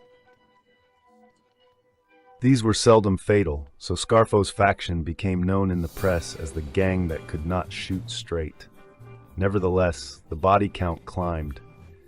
The list of bodies included Riccobene's half-brother and nephew. Finally, 3 of the Hunchback's family members were arrested and turned state's evidence. Harry was convicted of first-degree murder. In the year 2000, he ended up dying of natural causes in jail after ceding his territory to Scarfo. However, Little Nicky's organization was beginning to unravel. First of all, he ordered his most competent hitman, Salvi Testa, to be killed. Son of Phil Chicken Man Testa, Salvi had been a loyal henchman. He had run the family during the Riccobene War when Scarfo was in jail on a firearms charge. He had taken a bullet in the line of duty, and he had almost lost an arm to a shotgun blast. His reward was a bullet in the back of the head. Scarfo then had to be talked out of killing 2 of his cousins. He even considered having his wife killed after she lost $400,000 on the tables. Young soldiers feared that they would be next in the line of fire, so they began defecting to the FBI. Even Scarfo's favorite nephew and newly appointed underboss Phil Leonetti turned to the feds. In 1988, Mikey Scarfo and 16 others were convicted on murder and racketeering charges. He was sentenced to life imprisonment, which was reduced on appeal.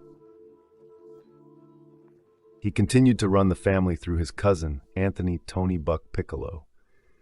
However, when he retired in 1991 at the age of 80, the Gambinos and the Genoveses installed Giovanni John the Dordon Stanfa as head of the Philadelphia family. The Second Philly War broke out in 1993, when the Young Turks, led by Skinny Joey Merlino, challenged the old-timers.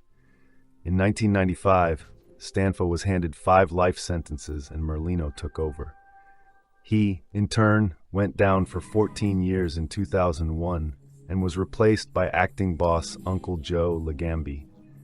He has kept a much lower profile than the flamboyant Merlino and is said to have restored the sort of stability the Philadelphia family enjoyed under Angelo Bruno. If you haven't already, please take a second to subscribe to the channel, and also don't forget to click on the notification bell so you'll be up to date on all videos released from the Everything Network. If you haven't already, please take a second to subscribe to the channel, and also don't forget to click on the notification bell so you'll be up to date on all videos released from the Everything Network.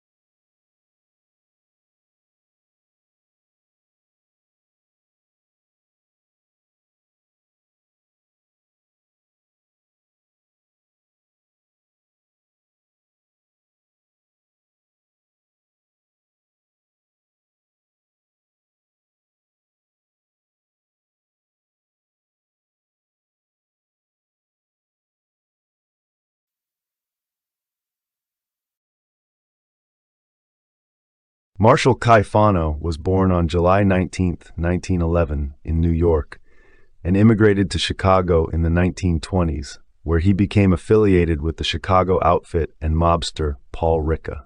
He was a boxer in his youth. In the 1940s, he was sent to Los Angeles.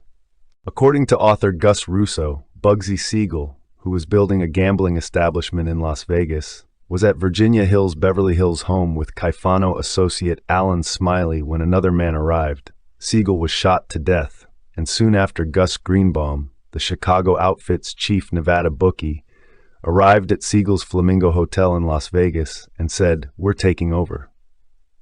In 1943, Nick Cercella, Caifano's associate, was tried for extortion of his girlfriend, Estelle Carey, who was about to testify against him, until her burned and stabbed body was later found.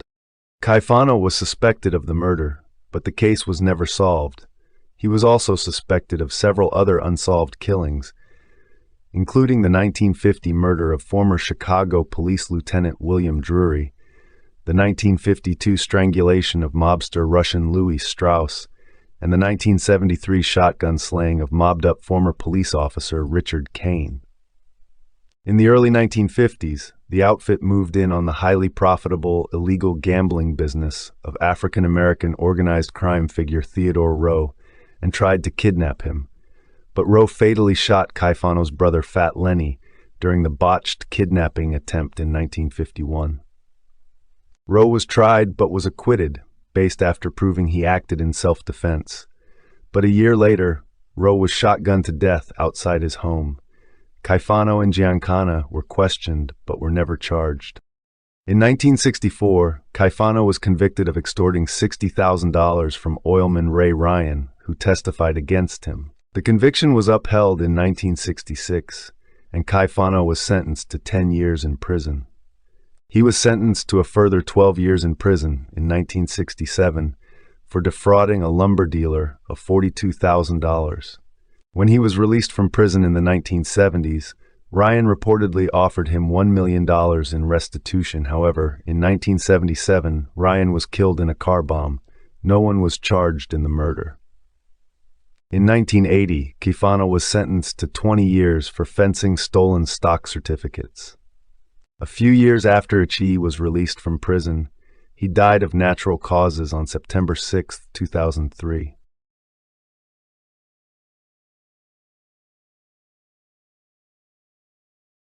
If you haven't already, please take a second to subscribe to the channel, and also don't forget to click on the notification bell, so you'll be up to date on all videos released from the Everything Network. Salvatore Locascio is a reputed former captain in the New York Gambino crime family. His father, Frank Locascio, was the acting underboss from 1988 to 1990 and acting consigliere from 1990 to 1992. For John Gotti, he grew up in Eastchester, New York. In 1985, with $115,000 that he received from wedding gifts, he started his own business, Creative Program Communications, incorporated with a few friends. In 1998, he and Mikey Scars de Leonardo were arrested for attempting to extort money from Scores, a famous upscale strip club in Manhattan. However, the case against him was weak, so prosecutors offered to drop the charges. In return, Locascio pleaded guilty to tax evasion for deriving income from illegal gambling. He was sentenced to 10 months, part of which was home arrest, and a $1.5 million fine. At the time of his plea, he ran numerous 900-number phone services, from psychic hotlines to sports scores. While serving his time in home, he was already building what would be called the largest consumer fraud in American history. Along with Gambino mob soldier Richard "Richie" Martino, Locascio created a number of pornographic websites. These websites were formed through a partnership between Martino and Norman Chains, a direct marketer. The scam required an age verification check before an adult could access a free preview of the sexual content. To perform an age verification check, the customer had to enter their credit card information. The websites clearly stated that the viewer was getting a free preview and their credit card would not be charged. In reality, Locascio and crew were fraudulently charging $25 to $75 on these accounts. Local phone carrier services had been allowing third-party telecommunication companies to bill existing customers for services rendered. Typically, this would include items such as voicemail and overseas long-distance charges. The Locascio crew then set about billing customers located primarily in the United States Midwest for charges they had not requested. This billing was facilitated through the now-defunct USP&C of Overland Park, Kansas. The scheme is known as cramming. Soon, complaints from victims of both the internet sites and phone bills caught the attention of the U.S. Justice Department. By February 2004, the entire Locascio crew had been arrested. Federal prosecutors estimate that the Gambinos grossed approximately $500 million from the phone cramming operation. Sal was sentenced to 2 years in federal prison and was released on August 1, 2008.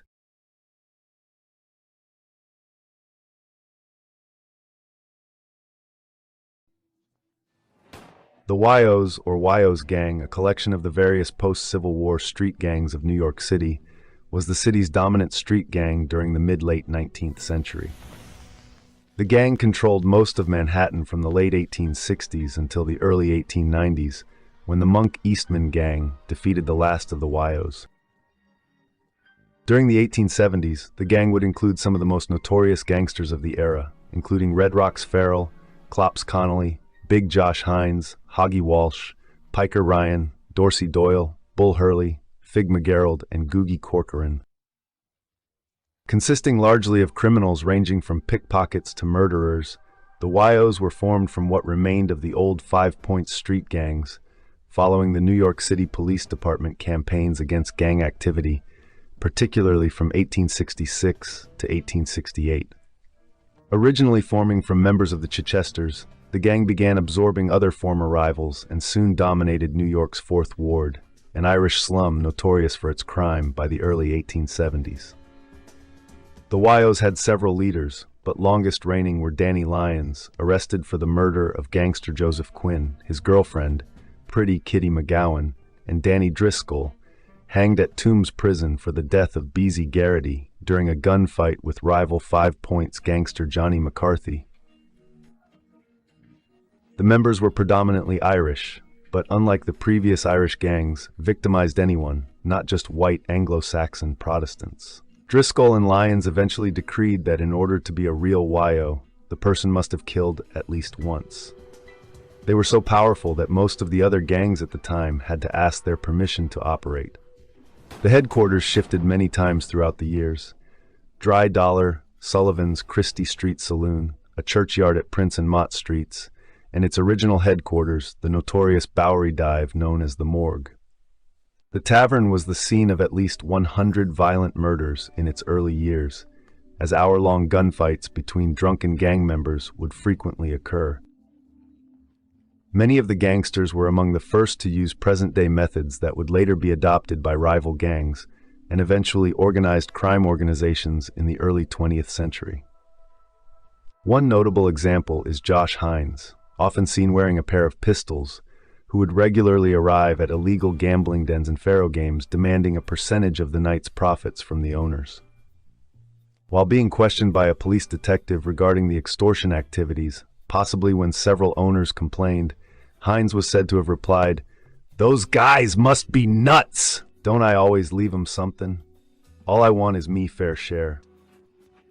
Another prominent member, Dandy Johnny Dolan, is noted for inventing several unique gang weapons, including a set of shoes in which pieces of an axe blade were embedded and a copper eye gouger, worn on the thumb, first used in a robbery in the summer of 1875. As he attempted to rob a local jewelry store, the owner James H. No attempted to stop Dolan and was beaten with an iron crowbar. Dolan then proceeded to use the eye gouger on No, taking the eyes with him. Often showing them off to friends, the eyes were found in Dolan's possession while being interrogated by police detective Joseph M. Dorsey. He was eventually convicted of murder and hanged at Tombs Prison on April 21, 1876. The Wyos, at their peak by the late 1870s and early 1880s, were led by Mike McGloin, who began moving the gang into extortion, prostitution, and murder for hire, although this had been practiced earlier by members such as Big Josh Hines, Dandy John Dolan, and Piker Ryan. McGloin also implemented one requirement for prospective members to commit at least one murder, stating in 1883, "A guy ain't tough until he has knocked his man out." Aside from committing many crimes, the Wyos also offered specific criminal services for a price. A list was found on Piker Ryan when he was arrested by the NYPD in 1884.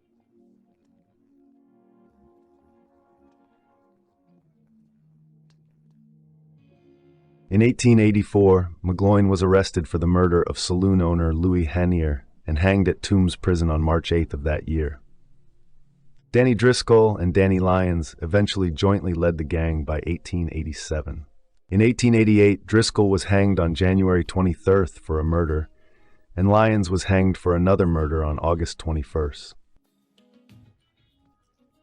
With the deaths of Driscoll and Lyons, the gang never regained its former status, as its members were eventually imprisoned or killed. As Monk Eastman and the 5 Points Gang came to prominence in the mid-1890s, many gangs began working with Tammany Hall, providing considerable political protection. However, the Wyos continued their violent activities, ending in their last great battle between fellow Wyos as members Denver Hop and English Charlie began fighting over shares of a recent robbery. As they began shooting at each other, a major gunfight began, involving at least 20 other members. No one was injured, however, as all had been intoxicated, as the press reported that the morgue's owner had felt the gangs had been silly to think they would hit anything after drinking his liquor. The last of the Wyos were eventually broken up by the Monk Eastman Gang, who maintained control over Manhattan for the next decade.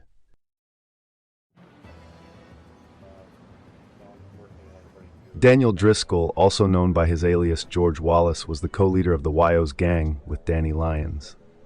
The two held joint power over the gang following the execution of Mike McGloin in 1883. However, both men were executed for separate murders only months apart from each other. They were the last powerful leaders of the organization, and, following their downfall, the Wyos were eventually replaced by Monk Eastman and 5 Points gangs. Growing up in a 5 Points tenement district, Daniel Driscoll amassed a considerable criminal record by the time he had become a young adult. He was arrested close to 30 times for transgressions that frequently involved stabbings and shootings, and he served a combined 16 years in both the New York State Penitentiary and state prison. He also acted as a trainer for local youths to commit pickpocketing crimes. In 1882, Driscoll was arrested for grand larceny but escaped from the Tombs when, while being transported in a Black Maria, he switched names with a man arrested for public drunkenness. Upon their arrival, Driscoll simply paid a $10 fine and walked out of the prison.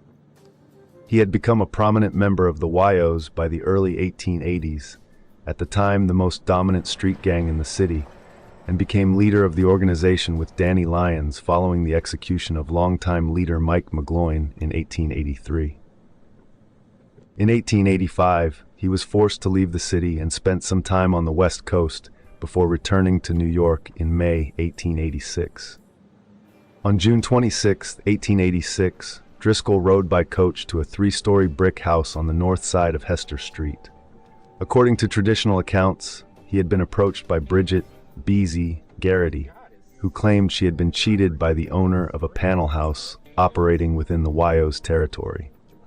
Although he had been barred from the property of the resident bouncer, John McCarty, or McCarthy, with whom he had been involved in a long-standing feud, he arrived at the house with Garrity at around 4 a.m.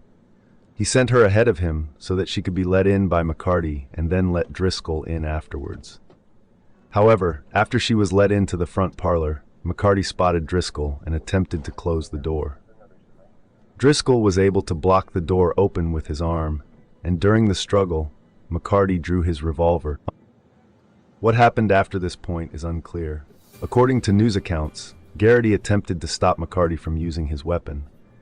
Alerted by her cries, Driscoll took his own revolver out and attempted to shoot McCarty, by aiming at him from between the edge of the door and the door jamb. His first shot hit the wall opposite McCarty. He then tried unsuccessfully to fire between the inner door and the door jamb. Both McCarty and Garrity ran from the area at this point, with Garrity going to the back room. As Driscoll entered the darkened hallway, Garrity ran out from a door leading from the back room. Driscoll apparently thought that this was McCarty and fired into the dark, hitting her in the abdomen. He then attempted to flee the area. Driscoll was pursued by police officers then arriving at the house. Several warning shots were fired, but he did not stop. He was chased by police before disappearing into the open door of a Baxter Street tenement where his mother lived. An extensive search of the area was conducted, and he was eventually found by police hiding behind the door of an unoccupied apartment in the next building. He denied shooting her and had no weapon on him, but was taken into custody and held at the Mulberry Street police station. Bridget Garrity was taken to St. Vincent's Hospital, where she died that afternoon.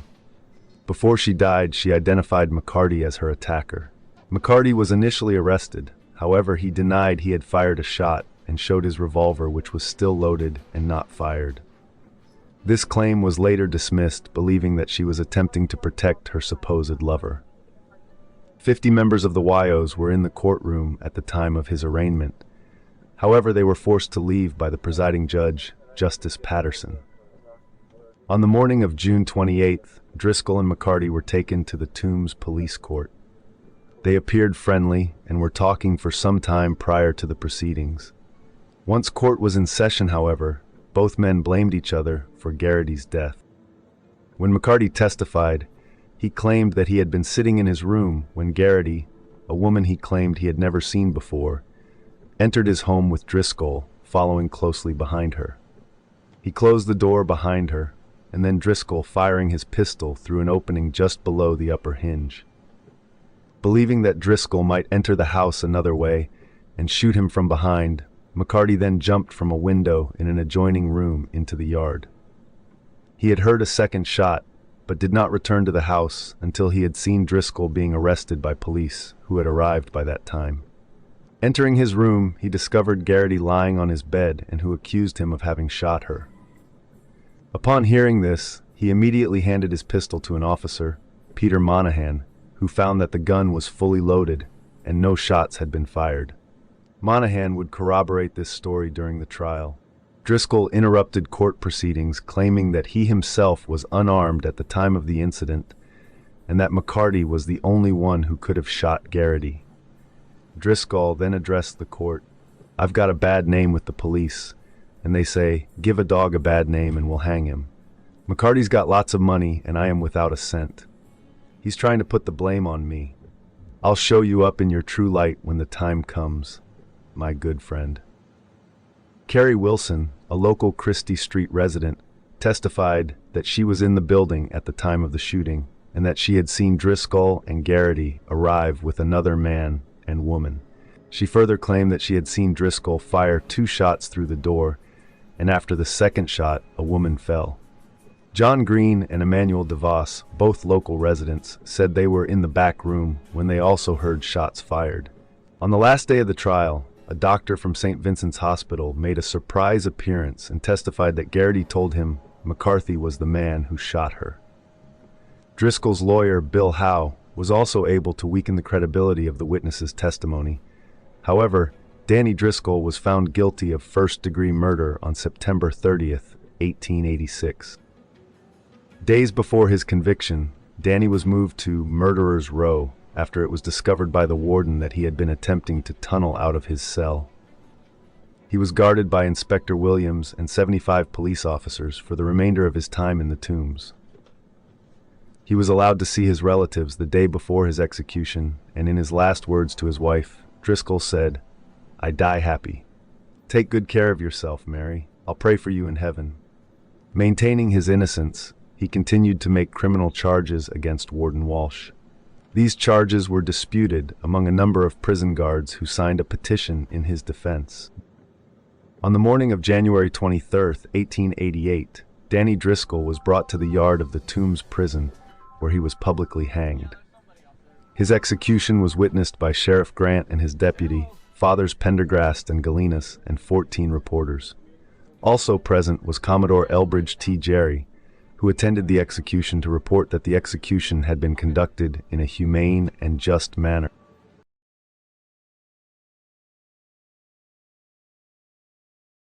Antonio Mirabito was a notorious Italian immigrant who was believed to be the boss of a network of Black Hand gangs located in the northeastern region of the United States in the early 20th century.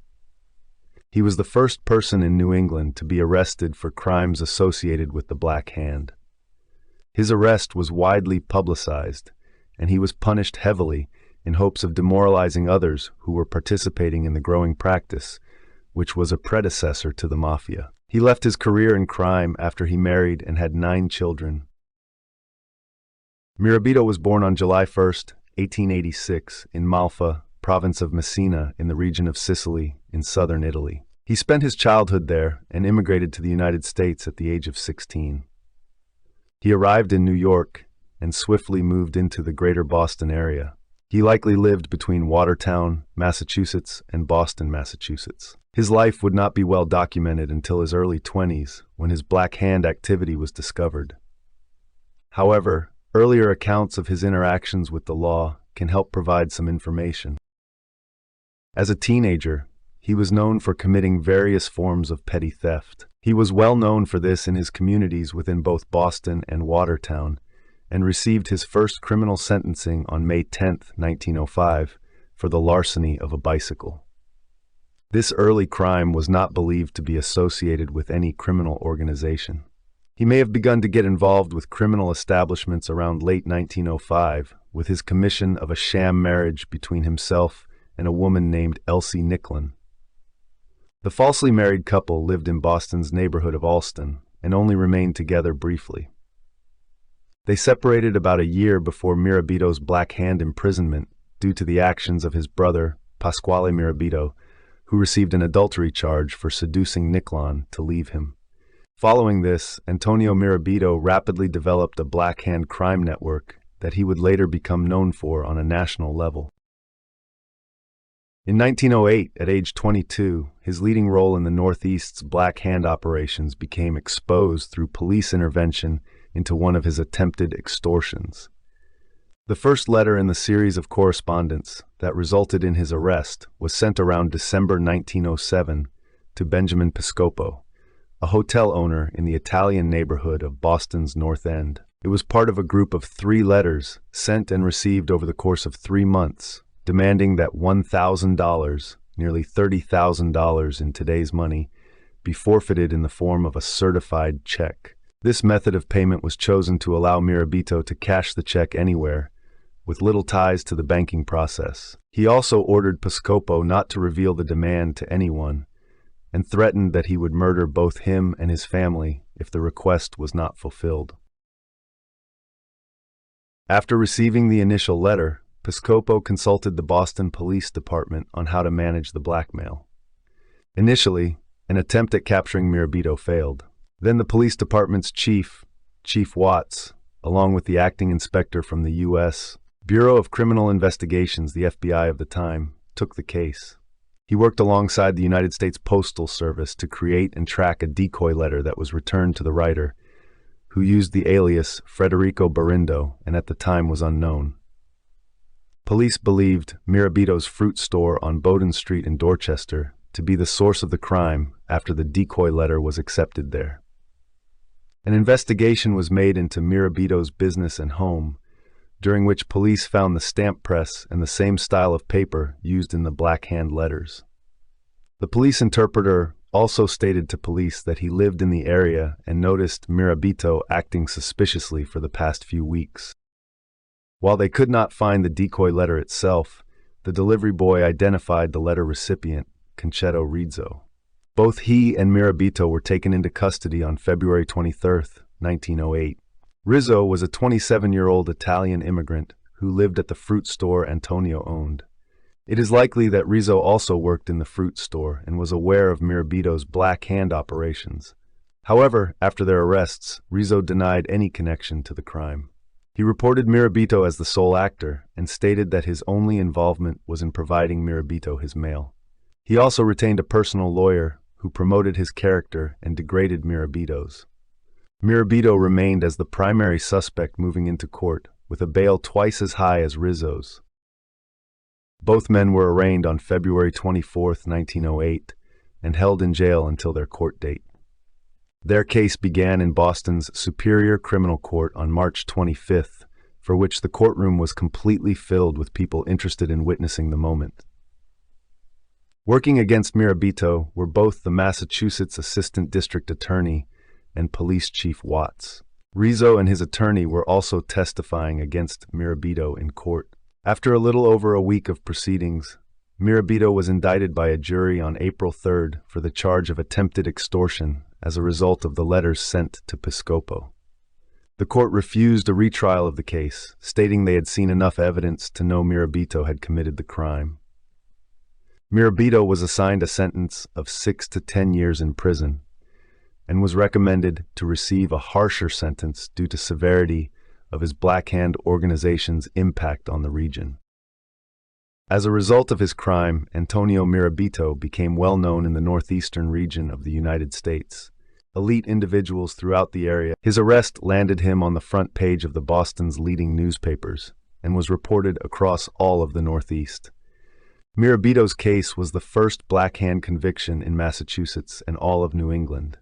With his removal from the Black Hand crime scene, officials were hopeful that his branch of the organization would dissolve and the extortion tactic would end. However, it survived Mirabito and eventually became the mafia. After he got out of prison, Antonio Mirabito never got re-involved with crime. He met and established a legitimate marriage with Concertina Natoli, who would be his wife until her passing 63 years later. Together, they had 9 children. They lived out their lives in Boston's neighborhood of Dorchester. Mirabito's children also stayed in Boston, although some moved into its surrounding cities. Concertina passed away at the age of 83, and Antonio Mirabito passed 5 years later at the age of 91. Both of them were buried within Boston at Gethsemane Cemetery. After his passing, crime struck Mirabito's family in the form of his son, Felisko, and his wife, Marie's, deaths. They were killed in what was determined by police to be a murder-suicide, with Felisko being the aggressor. However, police could not at all determine why it was committed, so other forms of crime could not be ruled out. Both Felisko and Marie were buried in Gethsemane Cemetery in Boston, alongside Antonio Mirabito.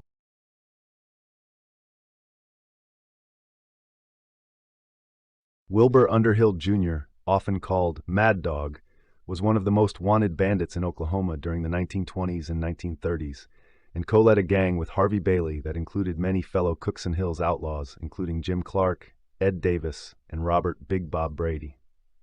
He was born in Missouri on March 16, 1901, one of 7 children.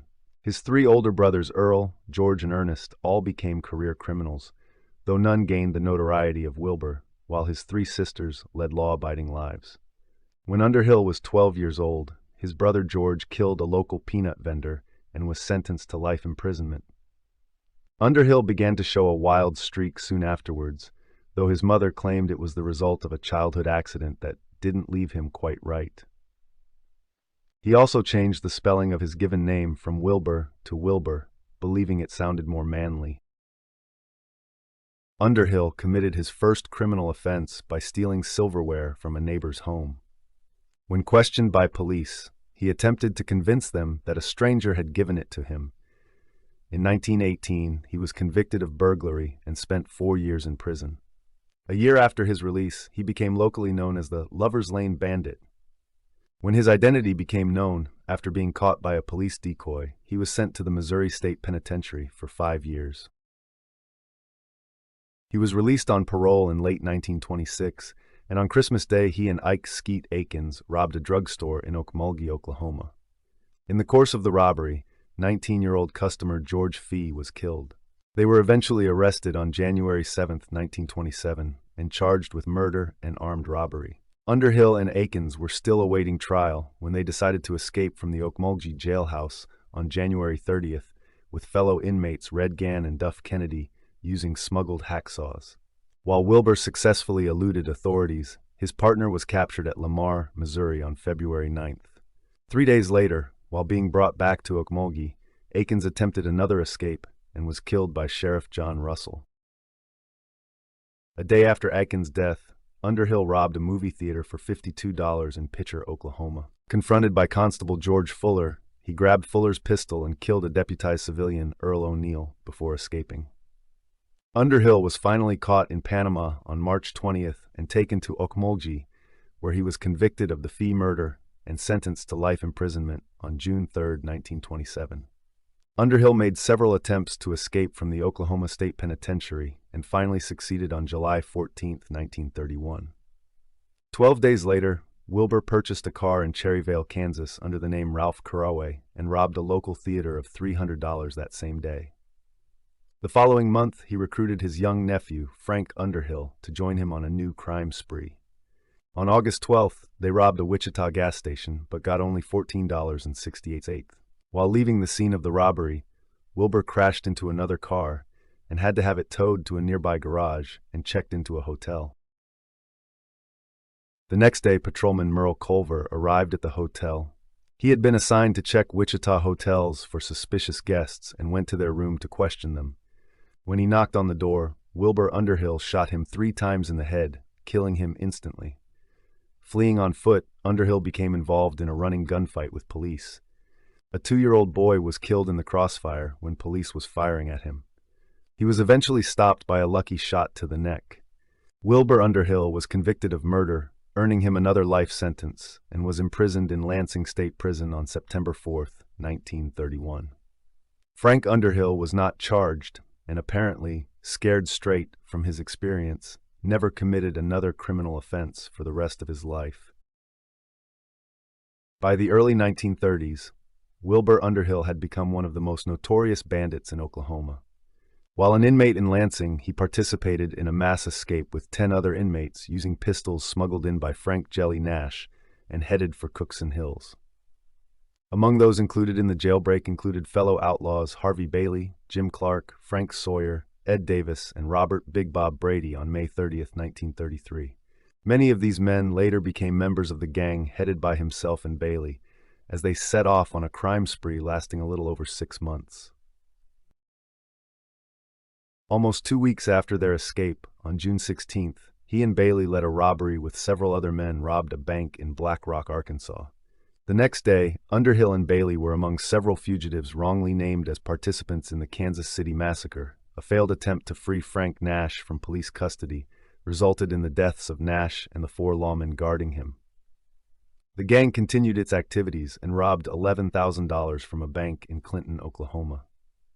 2 days later, Underhill apparently acted alone in a bank robbery in Canton, Kansas, but rejoined the gang by the time the Bailey-Underhill gang struck a bank in Kingfisher, Oklahoma on August 9, 1933. 3 days after the Kingfisher robbery, Bailey was visiting Robert Shannon, father-in-law of Machine Gun Kelly, at his Texas ranch and safe house when police and federal agents raided the property. Bailey had been passed ransom money from Kelly's kidnapping of oil tycoon Charles Urschel and wrongly convicted in the plot 2 months later. With Bailey serving a life sentence, Underhill took charge of the gang. On October 6th, he and several unidentified men robbed $3,000 from a bank in Baxter Springs, Kansas. These were followed by bank raids in Galena, Kansas, and Stuttgart, Arkansas. On November 9th, he and Ford Bradshaw raided an Okmulgee bank with a few other men and escaped with $13,000. Underhill was now attracting national media attention. He had been called Mad Dog or the Tri-State Terror by several newspapers, one even dubbing him the Southwest Executioner, while authorities made efforts to go after them almost immediately following the Okmulgee heist. A special task force was formed and included armored cars and searching through Cookson Hills looking for him. On November 18th, while the task force was still in Cookson Hills, Wilbur Underhill presented himself at the courthouse in nearby Colgate and applied for a marriage license under his own name. His fiancée, Hazel Jarrett Hudson, was a sister of the outlaw Jarrett brothers. As part of a wedding present for Hazel, Underhill, and several others, they robbed a bank in Frankfort, Kentucky.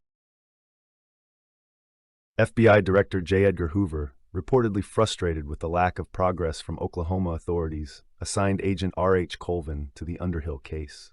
Colvin soon discovered that Underhill had given his wife's address in Oklahoma City to the minister who married them in order to receive their marriage certificate. Federal agents staked out the home and spotted the Underhills a week later. Agents at the scene called for reinforcements, but by the time they arrived, the newlyweds had left to celebrate their honeymoon. A few days later, police raided a farm near Kanawha where they knew he was staying. However, Wilbur had passed them earlier on the highway and was able to escape before police realized their mistake. He and his gang continued to remain active in the area. Wilbur, Jack Lloyd, and Ralph Rowe attempted to burglarize a bank in Hara, Oklahoma on December 11, 1933, and robbed another bank in Colgate 2 days later. On December 26, 1933, Wilbur and Hazel Underhill were celebrating their honeymoon with Ralph Rowe and his girlfriend Eva Mae Nichols at a rented cottage in Shawnee, Oklahoma. 4 days later, a 24-man strike force, including federal agents, state troopers, and local police, surrounded the house. The group was led by R.H. Colvin and Frank Smith, the latter a survivor of the Kansas City Massacre. When called on to surrender, Underhill began firing, resulting in the task force returning fire. Eva Nichols, an innocent woman, was killed in the gunfight, and Underhill, barefoot and still in his underwear, ran from the house attempting to escape.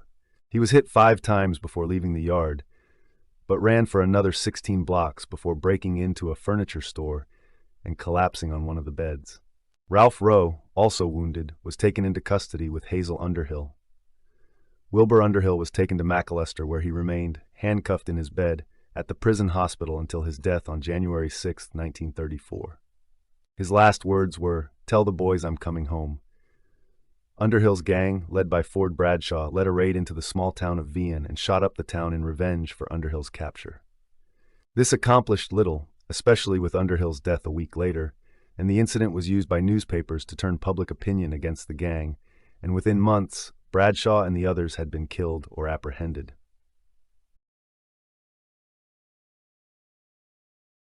Harry Davis was a Montreal gangster and the city's last edge man, a strictly Montreal term used to signify the go-between for gamblers, politicians, and police.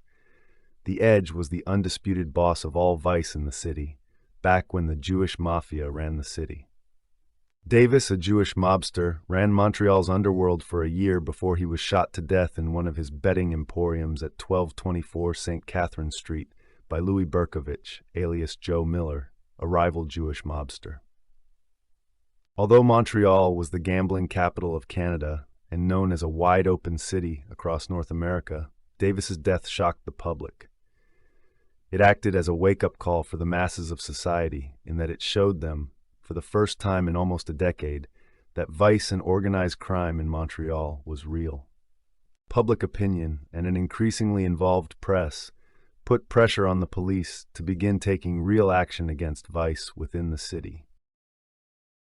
Fernand Dufresne, the chief of police, publicly denounced and fired Captain Arthur Taché, the head of the Morality Squad, the police division which was in charge of dealing with institutionalized vice within the city, in order to avoid a judicial inquiry into the matter.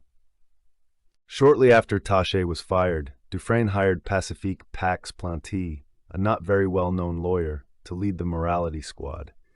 Pax would lead a crusade against organized crime and institutionalized vice in Montreal.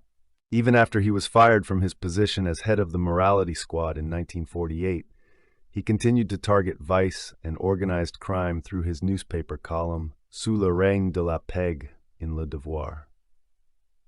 Pax worked in conjunction with Gérard Pelletier, writing daily articles for Le Devoir, with the intent to inform and mobilize the public against organized crime. Consequently, his articles drew massive public support and resulted in an increase in public demands to end vice within the city. By 1950, it had become clear that the public were willing to back Pax in his crusade against corruption. In 1950, he teamed up with John Drapeau to launch the Caron Inquiry, the city's largest inquiry of the 20th century on organized crime. Harry Davis, a Romanian immigrant, arrived in Montreal in the 1920s. Davis, like most immigrants, was poor, and he spent his early years working long hours doing various jobs for cash. By the age of 28, he had saved up enough money to begin investing in cafes and nightclubs. Harry Davis first made his mark in Montreal's underworld when he opened a betting emporium in the heart of the city at 12224 Stanley Street. Davis's betting emporium offered blackjack, barbot, a dice game unique to Quebec, roulette, baccarat, and continental-wide horse betting to its visitors. To increase profits, Davis and his colleagues would front gamblers large sums of money with ridiculously high interest rates. Davis soon became the edge man in the late 1920s. At the time, gambling was illegal. However, the edge paid off the police force so that gambling institutions would be able to continue to prosper in Montreal. Beginning in the early 1930s, several of Montreal's most prominent professional gamblers were believed to be involved in the international narcotics trade. In 1930, Harry Davis and Charlie Feigenbaum, another Romanian Jewish immigrant, teamed up with Pinkus Brecher, their New York connection, to smuggle European heroin and cocaine into Canada and the United States. The smuggled drugs were hidden amongst rolls of imported silk and other commodities, and were delivered to Davis and Feigenbaum from ships leaving from Europe for Montreal. The two men would pick up the narcotics from the port and send them south across the border. After almost 3 years of smuggling drugs, their operation ended on April 9, 1933, when the 3 men, along with 6 others, were arrested and charged with drug trafficking. Davis's trial began on October 1, 1933. He was charged and found guilty of 5 separate counts of importing drugs and corrupting law enforcement officers. He received 10 lashes for his crimes and a 14-year prison sentence at Montreal's St. Vincent de Paul Penitentiary. Harry Davis's sentence lasted only 12 years. He was released in 1945. Brecher never served his complete sentence, since he jumped headfirst over the prison balcony and plummeted to his death in September 1934. Feigenbaum cut a deal with the police in exchange for acting as the Crown's key witness against his colleagues during the trial. Feigenbaum was granted a shorter sentence and served only 6 months in jail. Less than a year after the trial, Feigenbaum was shot dead in broad daylight on August 21, 1934. Feigenbaum and his son were leaving his brother and sister-in-law's house at 4510 Esplanade Ave when 3 gunmen exited a Hudson sedan and shot at him. He received 6 .45 caliber bullets to his head and chest and died almost instantaneously. Even though there were many witnesses to his assassination, Feigenbaum's killers were never caught. It was never confirmed, but it is suspected that Davis ordered the hit. After serving 12 years of his originally 14-year sentence at St. Vincent de Paul Penitentiary, Harry Davis was released from prison in 1945. During his incarceration, the city's former edgeman, Eddie "Kid" Baker, had died of natural causes in July of 1945.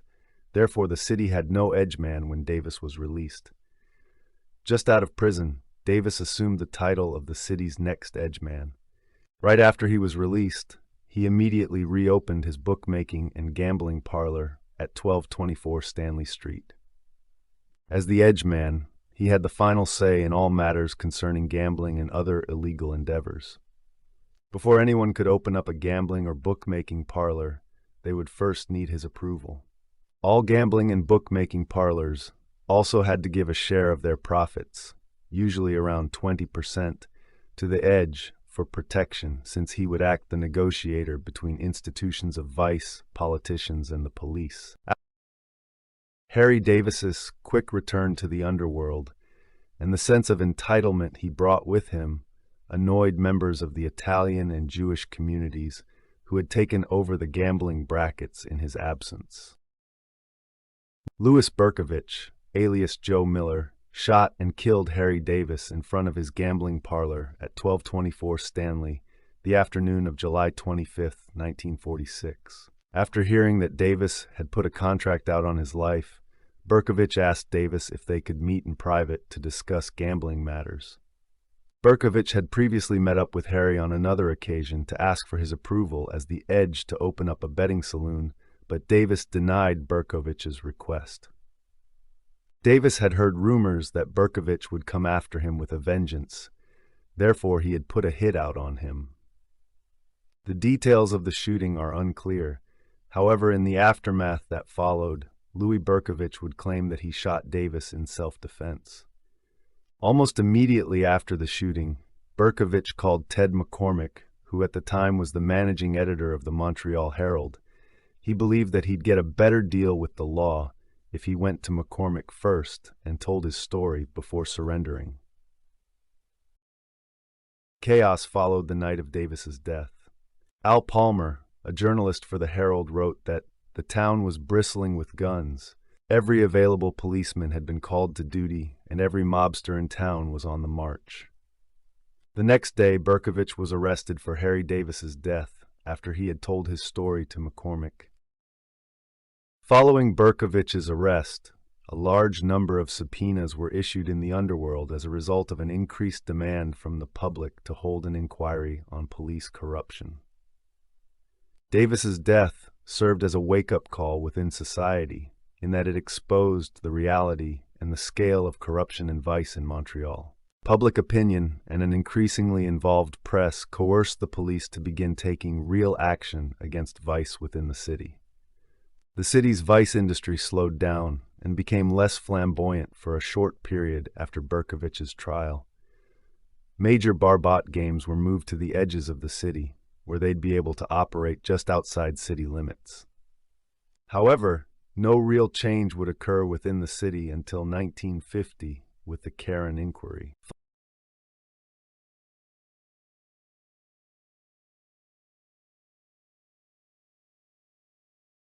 John Paul Chase was born in San Francisco, California on December 26, 1901. He left grade school to work on a ranch and later became an assistant machinist in a railroad yard. In 1926, Chase was fired from the railroad and was hired as a chauffeur for a professional gambler in Reno, Nevada. He spent the next few years as a bootlegger in San Rafael and San Francisco, but was not involved in major crime until his association with Babyface Nelson in the early 1930s, possibly in March 1932. Little is known of his first meeting with Nelson. However, a popular story claims Chase was the wheelman in a contract murder Nelson carried out in Reno. It is generally agreed among crime historians that Reno was the most likely place where the two first became partners, Nelson having connections in the local underworld and frequently hid out there while in Chicago and the general Midwest.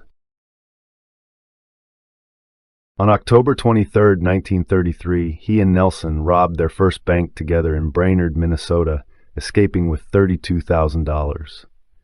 Along the way, they picked up a number of other outlaws, including Charles Fisher, Tommy Carroll, and Homer Van Meter. By March 1934, Nelson had joined John Dillinger's gang, although Chase did not participate in their first holdup that month in Sioux Falls, South Dakota. It is unclear when Chase was brought into the gang, some accounts claiming he took part in a robbery in Mason City, Iowa. He spent much of his time as a gopher for Nelson while the gang was in the Chicago area. Among his errands were picking up takeout meals, acquiring weapons and ammunition, and running messages between Nelson and Dillinger. His relatively minor status within the gang was possibly the reason he was not present at the shootout with the FBI when federal agents raided the Little Bohemia Lodge near Manitowish Waters, Wisconsin. In the aftermath of the Mason City robbery, Nelson and John Paul Chase fled west to Reno, where their old bosses Bill Graham and Jim McKay were fighting a federal mail fraud case. Years later, the FBI determined that on March 22, 1934, Nelson and Chase abducted the chief witness against the pair, Roy Fritsch, and killed him. Fritsch's quartered body, while never found, was said to have been thrown down an abandoned mine shaft. Chase's first confirmed robbery with the Dillinger Gang occurred on June 30th, 1934, when he joined Dillinger, Nelson, Van Meter, and two others robbed a bank in South Bend, Indiana, for almost $30,000. This was a disappointing amount considering the gang's past bank heists, and, to make matters worse, a local police officer was killed during their getaway. Dillinger and Van Meter were killed by the FBI during the next 2 months, and John Paul fled with Nelson back to Reno for a while. They eventually returned to Chicago, where, on November 26th, they stole a car and drove to Wisconsin to stay in one of their safe houses. Upon finding federal agents staking out their hideout, however, they turned back to Illinois, where they ran into an FBI ambush while driving near Barrington, Illinois the next day. Nelson was mortally wounded during the gun battle. However, he managed to kill agents Samuel Cowley and Herman Ed Hollis before dying of his wounds, allowing Chase to escape. Alone and friendless in Chicago, he was able to disappear for a time. He was not identified in the gunfight, authorities and journalists speculating either Alvin Karpus or John Red Hamilton as the second gunman, and decided to leave town while he had the opportunity. 4 days later, Chase answered a newspaper ad under the name Elmer Rockwood to transport a car to Seattle, Washington. While he was on the road, his name was given to federal agents by Helen Nelson, and for the first time, authorities began actively searching for him. On December 27th, Chase was eventually arrested by police in Mount Shasta, California, while working at a state fish hatchery and extradited to Chicago. He was the first man to be charged under a recently passed law, making it a federal crime to kill a federal agent. On March 24, 1935, Chase was tried and convicted for the murder of Agent Sam Cowley and sentenced to life imprisonment. He was officially sent to Alcatraz on March 31, 1935.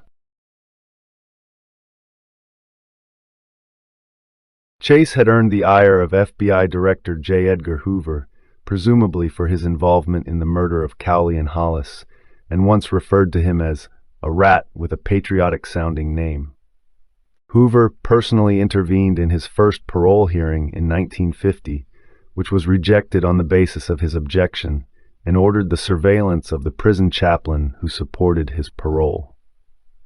In a memorandum to his field agents, Hoover wrote, "Watch closely and endeavor to thwart the efforts of this priest who should be attending to his own business, instead of trying to turn loose on society such mad dogs." John Paul Chase was the first person sent directly to Alcatraz prison, where only Alvin Karpus enjoyed a stay longer than his 20 years. While incarcerated at Alcatraz prison, corrections officer Frank Heaney would later recall in his autobiography, Inside the Walls of Alcatraz, that Father Clark, the prison's Catholic chaplain, first got him interested in painting. At one point during his stay, the prison had an art instructor who came over from San Francisco to teach the formal techniques of painting. He made a famous painting of a boat, the J.P. Chase, leaving for San Francisco, with the viewpoint being from the island. He had paintings displayed in the prison and small art galleries, and often sold them. At Alcatraz, he worked as a cobbler and was put under the personal guard of Frank Heaney, the youngest corrections officer at the prison during its operation. In September 1954, Chase was transferred to Leavenworth, where his second appeal for parole was once again rejected due to Hoover's efforts. Hoover had announced that he would prosecute Chase for the murder of Hollis, were he to be released, but this was vetoed by a federal judge who ruled that a 21-year delay in prosecuting the crime clearly violated Chase's constitutional right to a speedy trial. Chase remained in prison for another decade before he was finally released on parole, despite Hoover's protests, on October 31, 1966, after 32 years, and moved back to the Bay Area. Chase worked as a custodian at St. Joseph's Seminary, Los Altos, California, until his death from cancer on October 5, 1973, outliving Hoover by 1 year.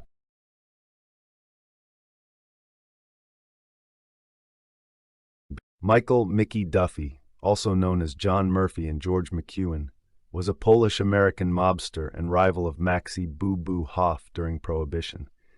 He became one of the most famous and powerful beer bootleggers in Philadelphia and Atlantic City. Born William Michael Cusick to Polish immigrants in Grays Ferry, Philadelphia, Pennsylvania, he changed his name to fit in well with the Irish gangs in Philadelphia.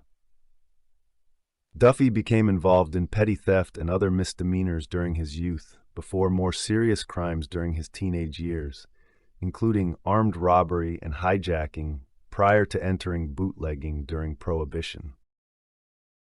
In May 1919, Duffy was arrested for assault and battery with intent to kill, serving 2 years and 11 months at the Eastern State Penitentiary in Philadelphia.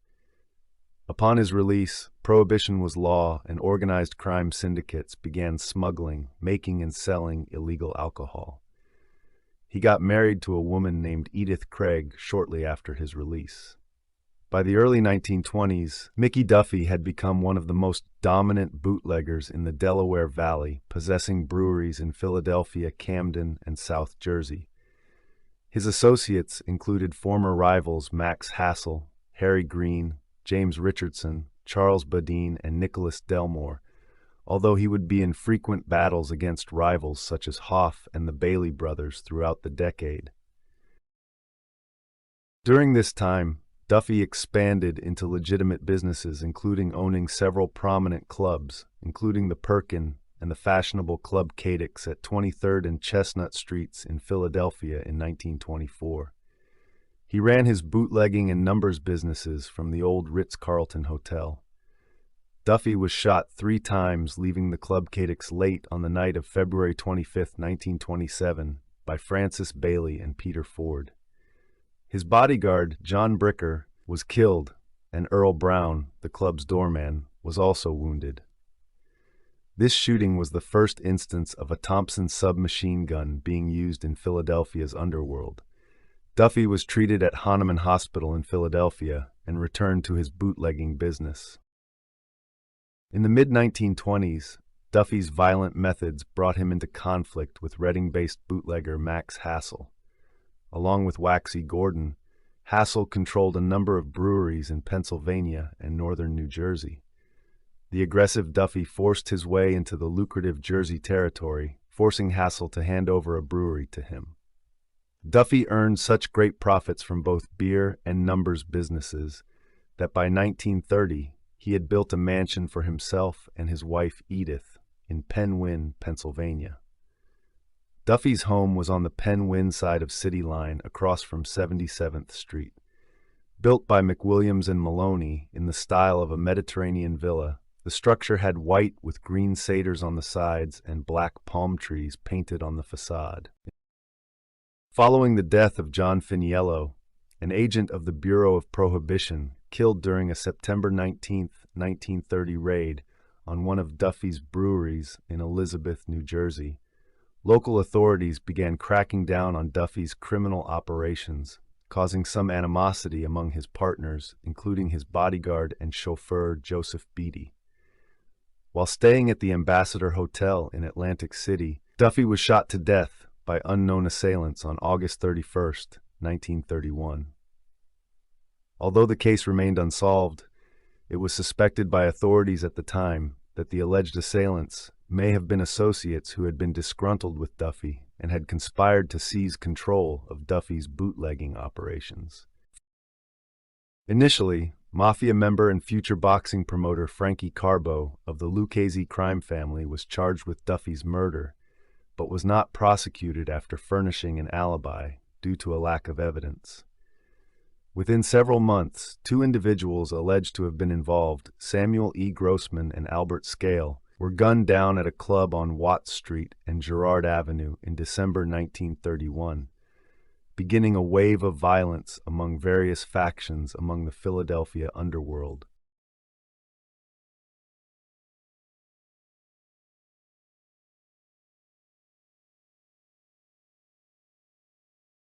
The White Hand Gang was a collection of various Irish-American gangs in Brooklyn and the Red Hook waterfronts from the early 1900s to 1925, who organized against the growing influence of Italian gangsters.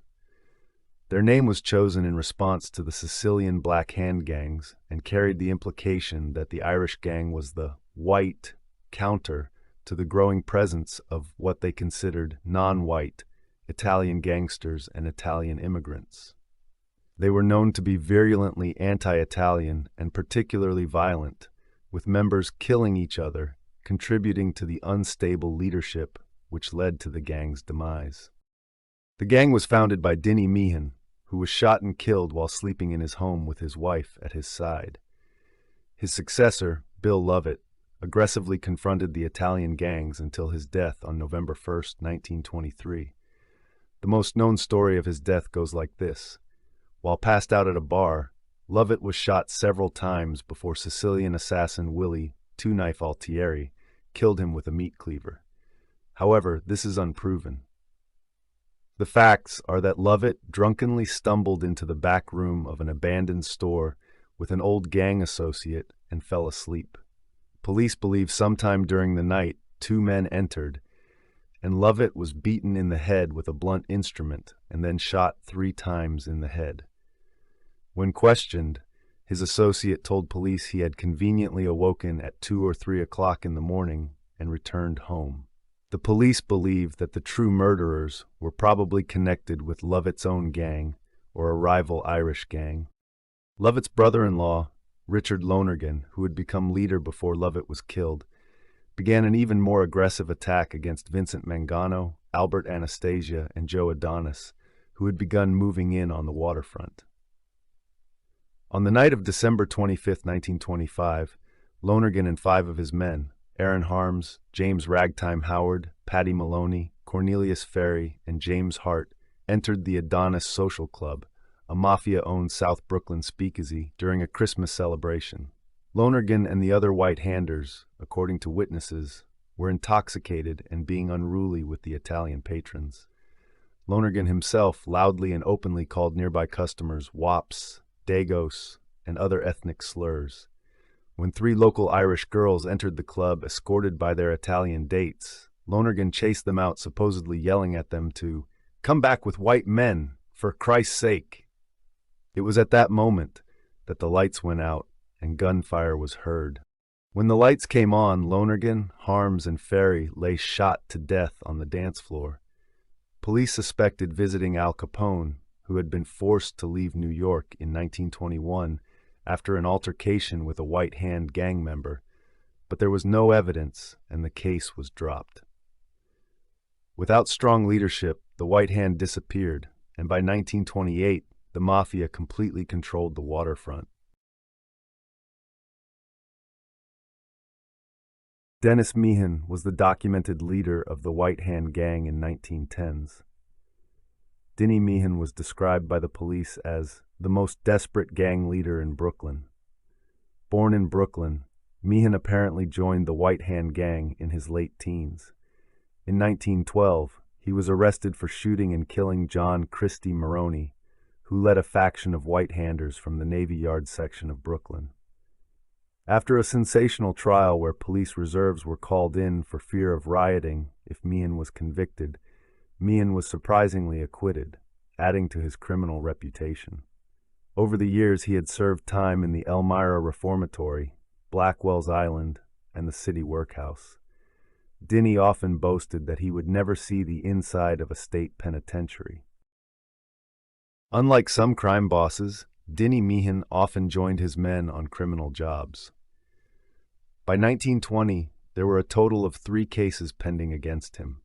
He was out of jail on a $5,000 bond for robbing a man on Fifth Avenue, leading his men in the hijacking of a truckload of shoes worth $10,000, and overseeing the theft of $10,000 worth of silk from a Red Hook warehouse. On the afternoon of March 31, 1920, Dinny Meehan and his wife Sadie were asleep in bed at their apartment at 452 Warren Street in Red Hook. Their 4-year-old son played in the living room while Sadie's mother, Rose Layton, dozed in a recliner. Neither of them knew that 5 strange men were in the apartment until the last second. As the men made for the bedroom, The young boy admonished them not to wake his parents. The leader of the group playfully patted the youngster's head and said they just wanted to look in. A total of 5 shots were fired. One passed through Dinny Meehan's head and then lodged in the shoulder of his wife, who later recovered from her wounds. The gunmen dashed from the building and made their escape in an automobile truck.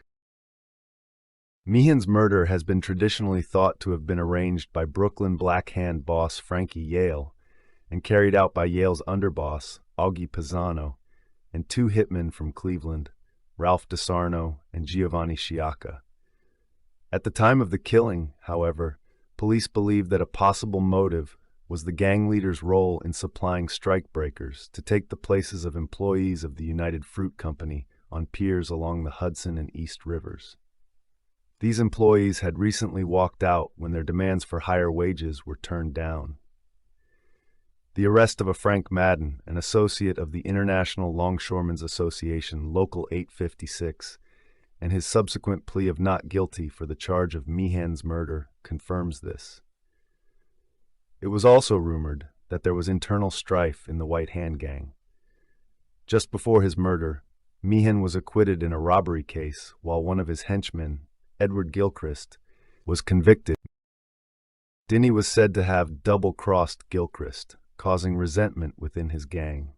Sadie Meehan told police in November 1923 that her husband's killer was, in fact, Wild Bill Lovett, head of the arch-rival J Street Gang. Meehan's murder has remained officially unsolved.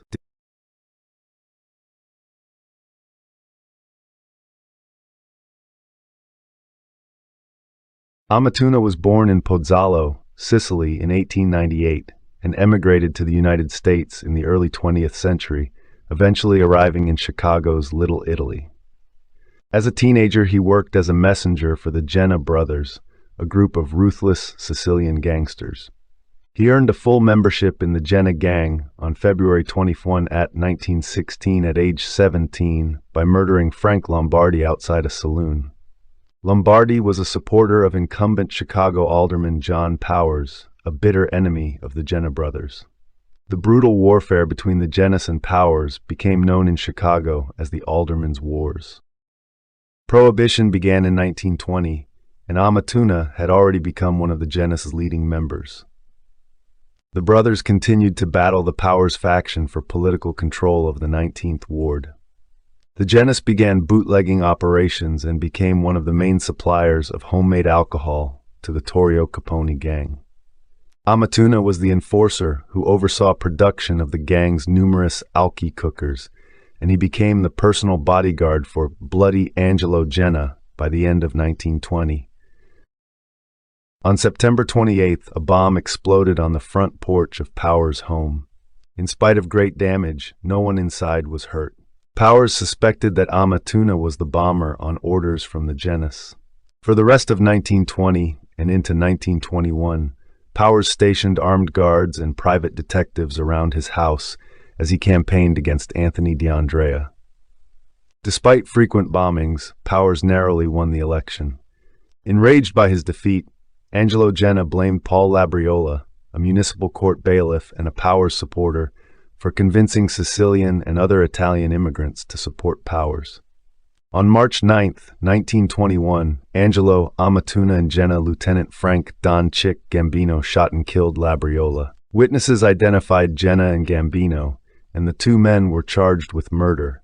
However, the case was eventually dropped due to lack of evidence. Amatuna was later a suspect in the murders of Powers supporters Harry Raimondi and Gaetano Esposito. By age 25, Amatuna had several bank accounts and held interests in various legitimate businesses. He earned the reputation of a dandy and would be seen attending operas with Angelo and other gunmen, often wearing expensive diamond studs and cufflinks, and he bought the Bluebird Cafe, a restaurant in Halsted Street in Chicago. He was confident that he was safe in the Bluebird and never wore his 2 guns there. He once boasted to reporters that no one can shoot me in here. This place is full of my friends. Any guy who would hurt me here would be torn apart by my patrons. By the mid-1920s, The Jenna brothers were enmeshed in a vicious gang war with the North Side Gang, a primarily Irish gang run by Jaime Wyos. In May 1925, Angelo Jenna was murdered by the North Siders. Amatuna was in charge of the Jenna gang, and he struggled to keep the organization from disintegrating. He walked into the headquarters of the Unione Siciliani, a powerful fraternal group under mob control, and declared himself president, which upset Al Capone. Capone was a Jenna ally, but he wanted to control the Unione Siciliani himself. On the evening of November 10, 1925, Amatuna was preparing to attend the opera Aida at the Auditorium Theater with his girlfriend Rose Pecorara. He visited a barbershop on Roosevelt Road for a shave and manicure, his usual habit before going out for the evening. Owner Isidore Paul commented on the fact that he was without his bodyguards, and Amatuna replied that he had not been able to reach them that day. Paul applied a hot towel on Amatuna's face when two unidentified men rushed into the barbershop and drew their guns. The barber's screams alerted Amatuna, who quickly ducked behind the barber chair. However, he was shot in the chest twice during the gunfight as the gunman escaped. Amatuna requested at the hospital that a priest marry him and Rosa, but he died before the ceremony was completed on the morning of the 13th. The identities of the men who killed him were eventually revealed as North Side Gang members Vincent, the Schemer, Drucci, and Jim Doherty, with Frank Gusenberg as the driver. However, no charges were ever brought against them.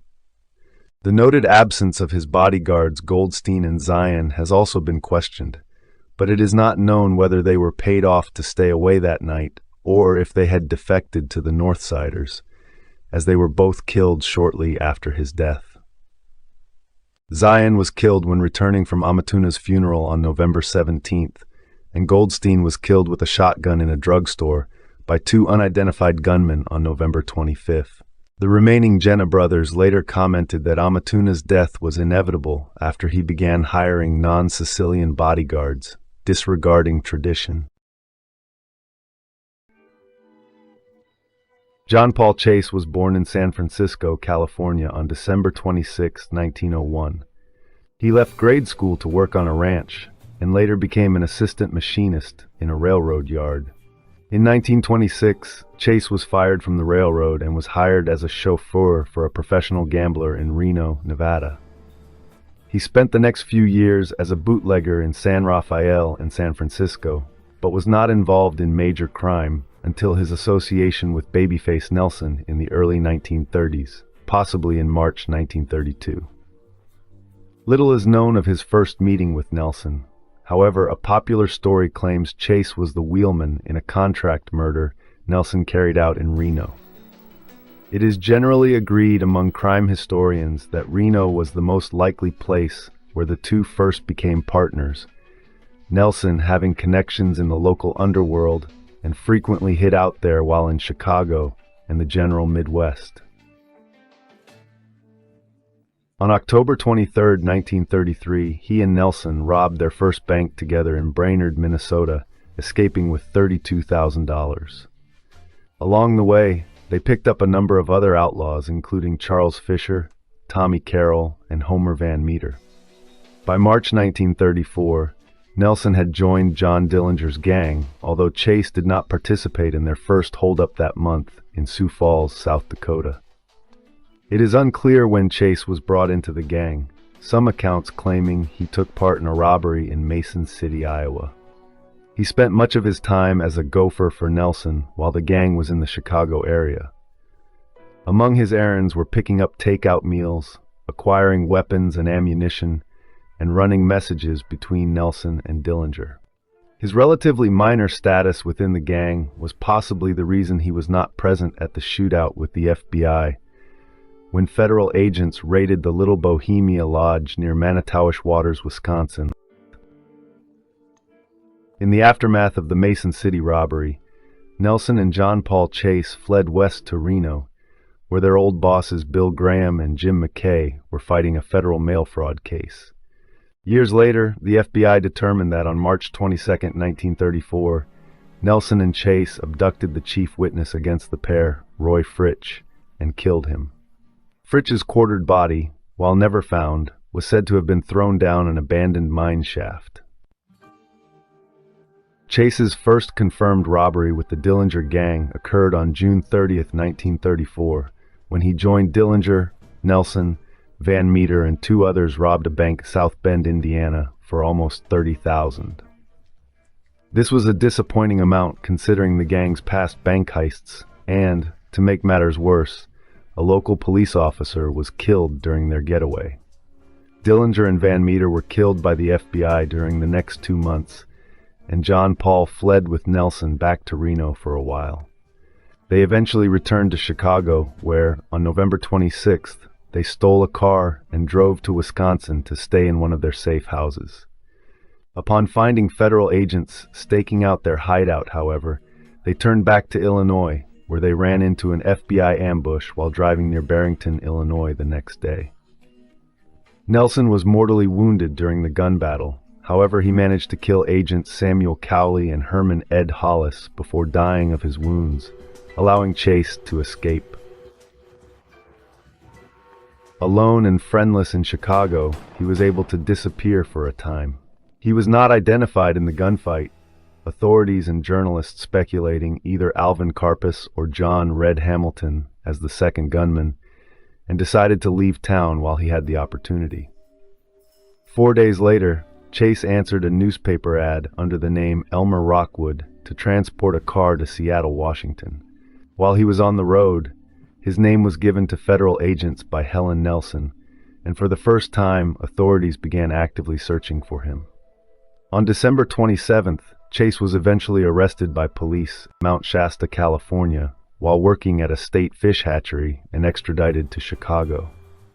He was the first man to be charged under a recently passed law, making it a federal crime to kill a federal agent. On March 24, 1935, Chase was tried and convicted for the murder of Agent Sam Cowley and sentenced to life imprisonment. He was officially sent to Alcatraz on March 31, 1935. Chase had earned the ire of FBI Director J. Edgar Hoover, presumably for his involvement in the murder of Cowley and Hollis, and once referred to him as a rat with a patriotic-sounding name. Hoover personally intervened in his first parole hearing in 1950, which was rejected on the basis of his objection, and ordered the surveillance of the prison chaplain who supported his parole. In a memorandum to his field agents, Hoover wrote, "Watch closely and endeavor to thwart the efforts of this priest who should be attending to his own business, instead of trying to turn loose on society such mad dogs." John Paul Chase was the first person sent directly to Alcatraz prison, where only Alvin Karpus enjoyed a stay longer than his 20 years. While incarcerated at Alcatraz prison, corrections officer Frank Heaney would later recall in his autobiography, Inside the Walls of Alcatraz, that Father Clark, the prison's Catholic chaplain, first got him interested in painting. At one point during his stay, the prison had an art instructor who came over from San Francisco to teach the formal techniques of painting. He made a famous painting of a boat, the J.P. Chase, leaving for San Francisco, with the viewpoint being from the island. He had paintings displayed in the prison and small art galleries, and often sold them. At Alcatraz, he worked as a cobbler and was put under the personal guard of Frank Heaney, the youngest corrections officer at the prison during its operation. In September 1954, Chase was transferred to Leavenworth, where his second appeal for parole was once again rejected due to Hoover's efforts. Hoover had announced that he would prosecute Chase for the murder of Hollis, were he to be released, but this was vetoed by a federal judge who ruled that a 21-year delay in prosecuting the crime clearly violated Chase's constitutional right to a speedy trial. Chase remained in prison for another decade before he was finally released on parole, despite Hoover's protests, on October 31, 1966, after 32 years, and moved back to the Bay Area. Chase worked as a custodian at St. Joseph's Seminary, Los Altos, California, until his death from cancer on October 5, 1973, outliving Hoover by 1 year George Birdwell was born in Indian Territory, present-day Oklahoma, in 1894, his ancestry being a mix of Irish, Cherokee, and Choctaw. Published accounts of his background and early life are vague and inconsistent. However, public records indicate that he was shot by a local farmer over an alleged affair with his wife when he was 18.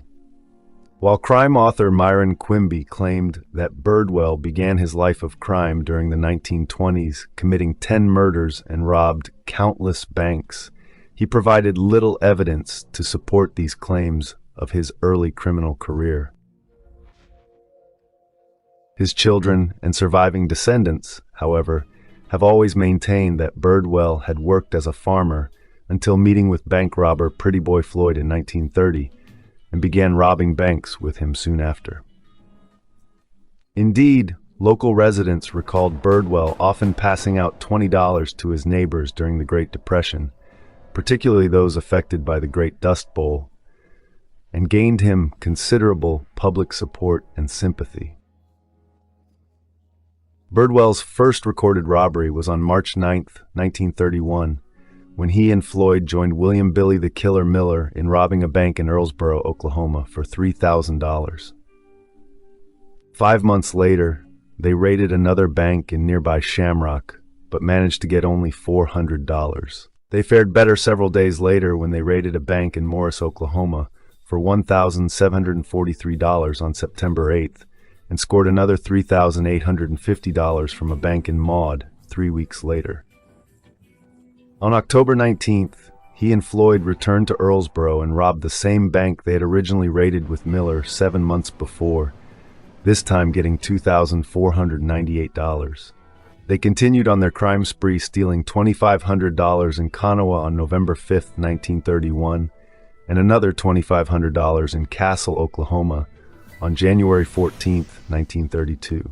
He was also believed to have been the unidentified accomplice who helped Pretty Boy Floyd rob $800 from a bank in Dover a week later. By early 1932, bankers across the state were petitioning the governor to take action against Birdwell and Floyd. After Floyd began renting a home in Tulsa for his wife and child, a confrontation between police became even more likely. Soon afterwards, on February 7th, police saw the two fugitives driving through the city and attempted to pursue, but lost them after a wild gunfight, which resulted in the shooting of a police officer. 3 days later, they were again confronted by the authorities when police surrounded Floyd's home and attempted to force the outlaws out. Birdwell and Floyd managed to sneak out the back way as police fired tear gas into the house. The robbers showed no signs of ceasing their activities despite their narrow escape, as 6 weeks after their escape from Tulsa, they robbed yet another bank in Meeker, Oklahoma, for $500 on March 23rd. When Birdwell's father died a month later, local sheriff's deputies staked out the funeral home in Earlsboro, hoping to capture Birdwell if he showed up. The bandits did indeed arrive at the funeral home, but unexpectedly turned the tables on the lawmen when Floyd held them at gunpoint, while Birdwell was able to pay his last respects. The next day, on April 21st, they took $600 from the cash drawers of a bank in Stonewall, Oklahoma. While driving near Ada on June 7th, Birdwell and Floyd were ambushed in a police trap, but managed to get away. Police sharpshooters later claimed that both men had most likely worn full body armor in order to have survived the gunfight. 5 months later, he and Floyd committed one of their biggest bank jobs when they and Ozzie Elliott stole $2,500 from a bank in Sallisaw, Oklahoma on November 1st. They were, however, wrongly accused by authorities of robbing a bank in Henrietta of $11,000 6 days later. Shortly afterwards, perhaps encouraged by the Henrietta robbery, Birdwell came up with a plan to rob the Farmers and Merchants Bank in Boley, Oklahoma. Floyd objected to the proposal, pointing out that they would likely stand out in the heavily black town and that local residents would most likely rush to the aid of the bank in the event of a robbery. Birdwell decided to go ahead with the robbery and recruited Charles Glass and C.C. Patterson. Birdwell failed to note that the day of the planned robbery, November 23rd, fell on the first day of bird hunting season, and residents were stocking up on shotguns and ammunition. The robbery proceeded as planned. Birdwell and his accomplices managed to gain entry into the bank. Birdwell, armed with a .45 caliber semi-automatic pistol, held everyone in the bank while Glass and Peterson looted the desk drawers. In one of the teller's cages, however, an automatic alarm was triggered when the last bills were taken. The alarm alerted bookmaker H.C. McCormick, who had been overlooked while at work in the back room. He confronted the men with a rifle, shooting Birdwell through the heart. Mortally wounded, Birdwell managed to kill bank president D.J. Turner before collapsing.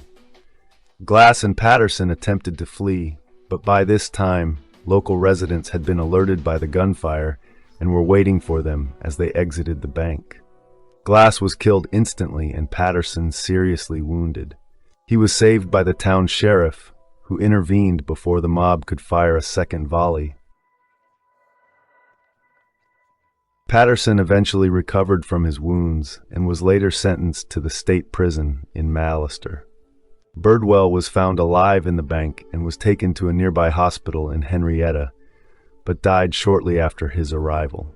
McCormick was later awarded $1,000 for his actions and made an honorary major in the state militia. George stole roughly about $30,000 from all the banks combined that he had robbed.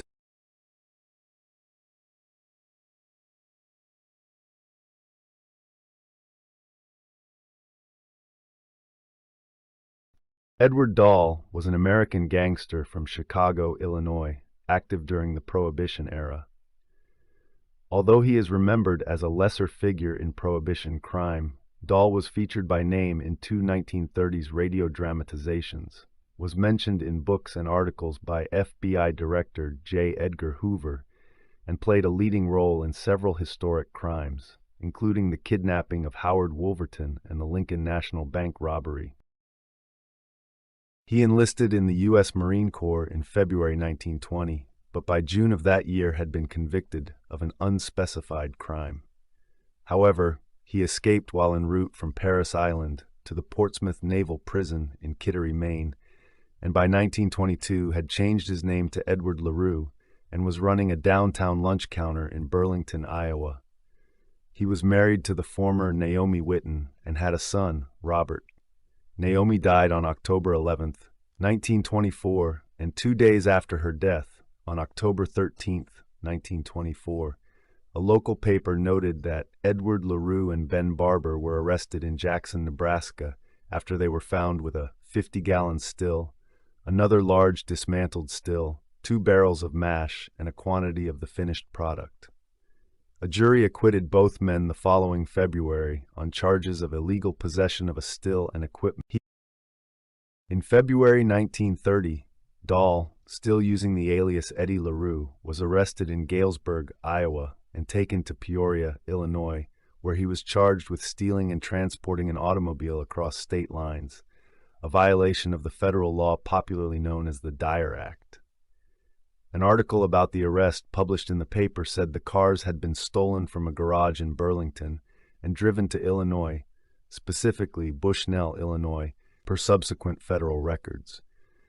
According to the article, authorities also suspected LaRue.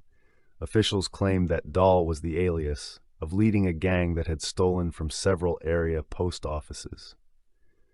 The article included an interview with a Burlington resident named Elizabeth Dahl, who claimed to be married to LaRue and said she was raising a son with him, named Robert. Dahl skipped bail and never showed up for trial. Other criminal activities he confessed to in a week-long 1934 interview with FBI officials included dealings with Chicago crime boss Al Capone, membership in the College Kidnappers Gang, the 1930 Lincoln National Bank robbery, other bank robberies in Texas, Mississippi, and Washington State, and the January 1932 kidnapping of Howard Wolverton.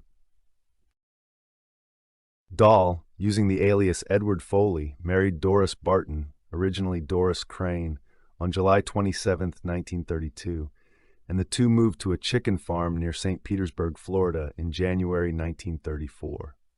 On February 14, 1934, Dahl and his wife were arrested at their farm by federal agents. While he was still a fugitive in the 1929 car theft, and news reports at the time suggested that might be the reason for the arrest, the FBI's extensive file on the kidnapping of Edward Bremer indicates that they apprehended Dahl chiefly to obtain information about the Bremer case. Dahl had no knowledge of the kidnapping, but confessed to many other crimes during interviews with the FBI over the next week, including the 1929 theft of the car in Burlington.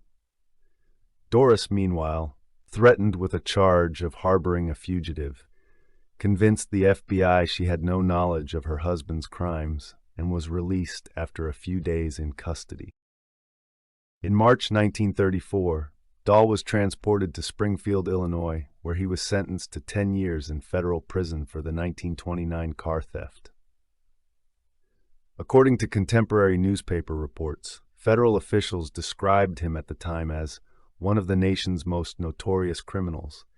He began his sentence at the Leavenworth Penitentiary in Kansas, was moved to the Alcatraz Federal Penitentiary a few years later, and moved back to Leavenworth in 1940.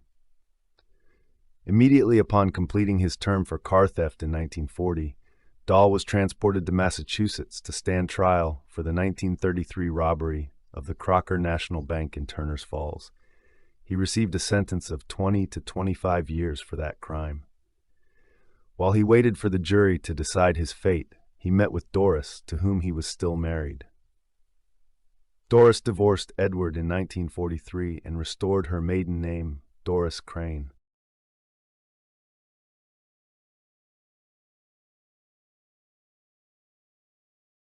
Lucy Belland, better known as Ma Belland, was an American criminal living in Fort Worth, Texas. Belland and her children sold narcotics, including morphine, cocaine, and heroin. Belland was often cast as the leader of the Belland crime family, whose members were convicted of narcotics crimes at least 30 times from 1921 to 1947. Lucille Pounds was born in Georgia on November 4, 1870. She married Joseph Henry Belland around 1891, and they had a son, George. They moved to Johnson County, Texas, living in Cleburne and later Grandview, where her husband worked at Grandview Cotton Oil Mill. They had 5 more children, Willie, Cora, Charles, Joe Jr., and a niece. With the exception of George, all of the children would later be convicted of narcotics charges. In 1908, the Belland family moved from Grandview to Fort Worth, eventually settling in the Arlington Heights neighborhood. Joe Sr. and George worked as machinists for the railroad. Joseph was described in newspapers as a serious-minded, hard-working provider. In 1911, their son Charles, then 10 years old, stabbed another boy and was charged with assault, but later released on probation. Later that year, their daughter Willie, then 15, was caught as part of a shoplifting ring of a dozen girls. Police later said that Lucy had organized a shoplifting school for her daughters, with their brothers posing as store detectives. Willie and Cora were arrested for shoplifting from department stores in 1912. Willie was arrested again in 1912 for possession of cocaine, and in 1913 for stealing dresses. Willie and Cora were charged with theft again in 1914. Willie was later quoted in the Star-Telegram as saying that she was 12 years old when she first tried morphine, then costing 25 cents for a big bottle. Following the passage of the Harrison Narcotics Tax Act of 1914, Belland's daughters Cora and Willie sold morphine.